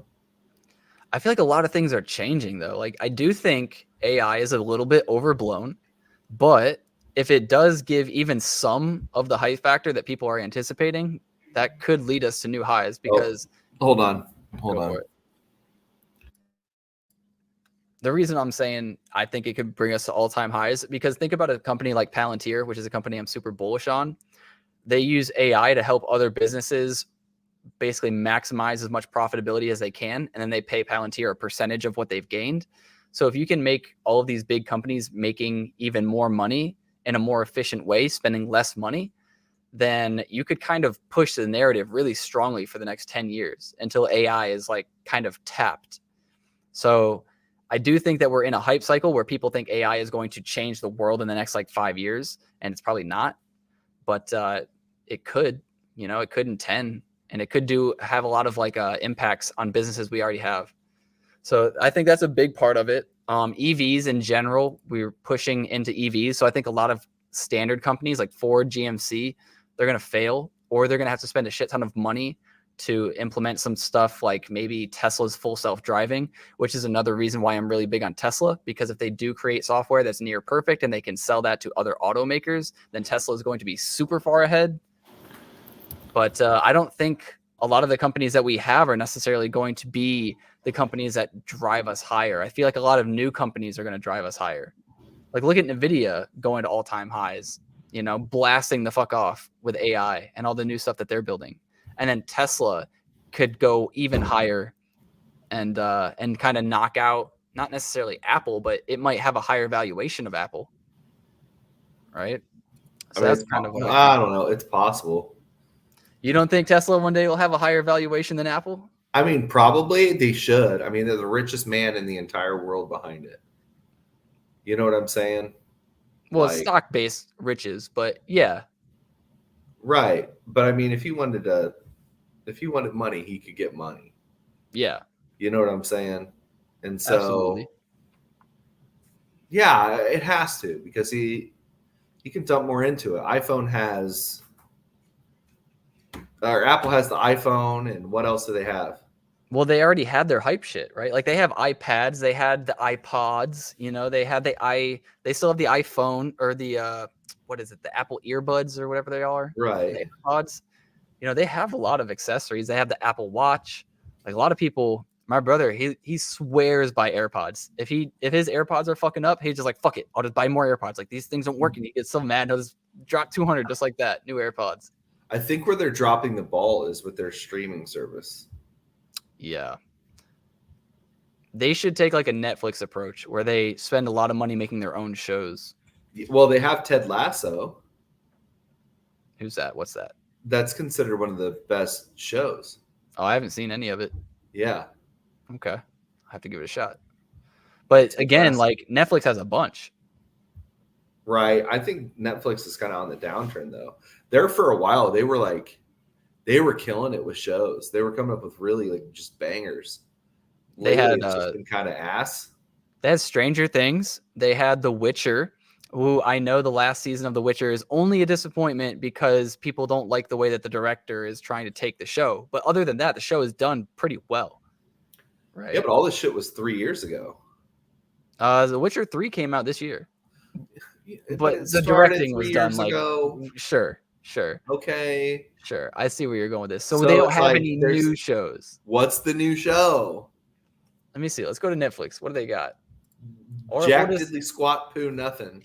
They screwed up one of my favorite shows called Master of None.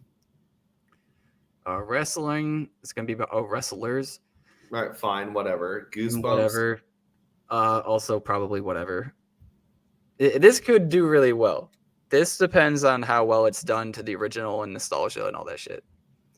No clue. I'm not interested. Not interested. I don't know. No. All right. It doesn't look like I'm interested in any of these so far. Oh, that's 2 seasons. I don't know what this is. I don't know what a lot of these shows are, to be honest. Right. And they were coming up with movies that were great. Like, I don't know. what any was of these. it? The Ridiculous Six or the Whatever Six or Oh, they have a One Piece movie? Oh, I got my brother into One Piece recently.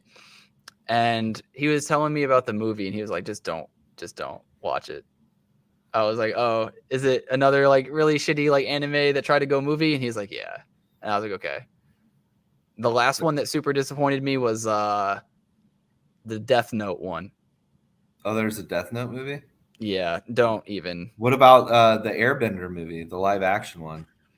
That one was okay in my opinion, but a lot of people hated on it. A lot of people hated it. Yeah, I thought it was okay. Yeah. I thought like, okay, I went to a movie, it's like standard movie, scratch my Airbender itch, Yeah. you know, yeah, like yeah. I'm cool with that. But I don't know. I also didn't watch Airbender super religiously, so I didn't know the story and how things were supposed to play out and who was attached to who. So that's probably why I enjoyed it.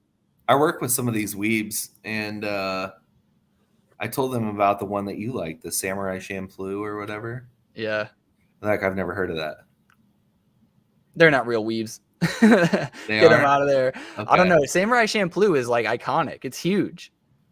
If you're into anime, you probably have heard it. Right? Like, it's super old, and it I has some of the guess. best soundtracks. Like, it's goated, absolutely goated. I refuse to. You're not a true anime weeb unless you've watched Samurai Champloo. But it's not real weeby shit either. It's kind of like a little bit more Americanized anime, I'd Western, say. a little bit Yeah. more Western. Yeah, but it's with samurais, so like, but the voice actors are very good in my opinion. I love what's his name, the main voice actor. I can't remember who the voice actor is of it. Let me look it up because he's done voices for other people, and I think the voice actor for me makes a big difference. Did you ever watch The Midnight Gospel? No, I did not. Okay. Should have said voice actor. So Jin is the hair, the guy with the glasses in the show. Okay. And Mujin is like the rebel main character, this guy right here. So let's go to images. So this is the main character. And He the looks like guy, Ari. yeah, kind of. Like, he's just like a really cocky son of a bitch, and I love him. And then so I guess this guy is the dude who does the voice acting. I thought he was an American. Oh, here's the American guy. That makes sense. I was like, he definitely sounds American. Okay. I did not think his name was Kazuya. So Steve Blum, and I'm pretty sure this guy's done voices for other animes that I'm a big fan of, like Cowboy Bebop. You know that Okay. one? Which I know what that is. That was on Adult Swim. Yeah, Cowboy Bebop is another iconic one, which I liked, but it's a slower pace. You know, they're like bounty hunters essentially in space. Did you ever play Afro Ninja? I don't think I played the game, but I think I've seen a little bit of the show. Okay. Yeah. I was pretty young when that game came out. Yeah. It Yeah. was really bloody too. It was super gory. Yeah. It was pretty cool back in the day, though. No, dude, I could, like, my parents really didn't care, but the daycare that I went to, it was like a daycare of like a bunch of different ages. So the girl who watched me is like a mom of these 3 siblings. It was like a younger daughter and then 2 brothers. One brother was my age, but he was like one of those people that's way too big for his age. You know what I mean? He's like he's a little giant pretty much. Okay. And then there was his older brother, Kyle, who was just like 2 years, 3 years older than me. And yeah, he was just like a lot taller. So I hung out with them. And then there was like a bunch of little kids too, like 3, 5, and 6 years old, you know, like all chilling, watching their like little shows. And we would go out in the backyard and play football. And I would just get my ass kicked because these people were so much bigger than me. So I'd just be coming in, just like holding my gut, just like from hard ass tackles and shit. But they would play video games like Resident Evil and Doom. And I was like, these games are so cool. Like, let me play. And then they would like tell their mom on me. And she would have to like kick me out because I was like 2 years younger or something. Right. This is so lame. But I would sneak in and play them anyways. And I would kind of think to myself, like, I understand why they didn't want me to play this. Oh yeah, for sure. For sure. They're pretty being an adult top-notch. gives you more of a like, you know, outside perspective, I guess you would say. Yeah. Better perspective on like, yeah, my kids probably shouldn't be watching like half this dude's face falling off. Probably not. But it, like you look at the graphics now though, and you're just like, my kids would never be scared of this. Like it doesn't even look real. But back in the day, that was as realistic as it got in a video game. Dude. I remember playing NBA 2K being like, this is so realistic. My parents were like, yo, I thought that was an actual game and stuff like that. Or an actual person. Now I look at 2K and I'm like, what the fuck happened here? Like, oh yeah. What is this? Yeah. It hasn't changed much, right? Like they do similar stuff to what Call of Duty is doing, where they just take the same foundation and then they just build another game on top of it. It looks completely different now, comparatively speaking, just because of the hardware, right, that they're using. Yeah. But gameplay wise and other things like that, no, not too much. Yeah. Not too much different. It's pretty much the same. Yeah. So, but we've been here 2 hours, homie. Is there anything you want to cover that we didn't cover? Anything you want to say? Not necessarily, bro. Like, guys, keep your heads up. Like, if you're listening this far, thanks. But, like, dude, keep your heads up. Like, we all want to believe that this shit is going to go up at some point. Like, and when it does, embrace that shit, but sell, bro. Promise me one thing, if you've learned anything if you've sat through this entire bear market, sell. Okay? Oh, yeah. Take profit, you know. Get through it. You know what I mean? The hardest part is when, though, right? Because we all believe Cardano is going to go to new heights. So do you, if you were to buy a bunch of Cardano right now and have it go to $3, would you take profits at $3? Or would you be for sure. Yeah. Okay. Some or all? No, it wouldn't be my final bag, but they'd be a pretty decent amount. Yeah. You know, if it hits back to its all-time high, why not? Absolutely. But here's the thing is like how much?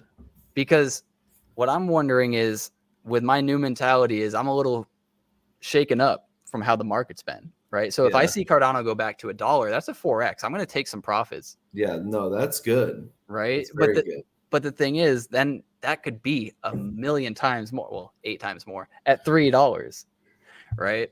So I guess, but you're buying at like 25 cents, dude. Yeah. But then the other thing too is if I sell some at $1, then I have less to sell at $3, right? Right. But I think it's more along the lines of like, well, how long are you in it? Yeah. Are you going to be in for the next bear? Well, I think there's going to be some balances for myself. Like I'm going to see where NFTs are at while Cardano is going up. And if NFTs are up like dramatically, I might take some profits in NFTs rather than Cardano. Right. Right? Like sell the NFTs, turn the Cardano into USD, and then just call it a day for that NFT in particular. I mean, next market, I am selling everything. Well, you hope so, right? Because as you scale out, eventually there's going to be that drop off point, and you're just like, hopefully. So I'm going to try to time it. Right. And so now I have another barrier to entry, right? Put that shit into a stable coin, take it off the books, like whatever. You know what I mean? But even stable coins, you got to worry about. Depends on that's the true. stable coin you pick. I would Depending just on, go dollars.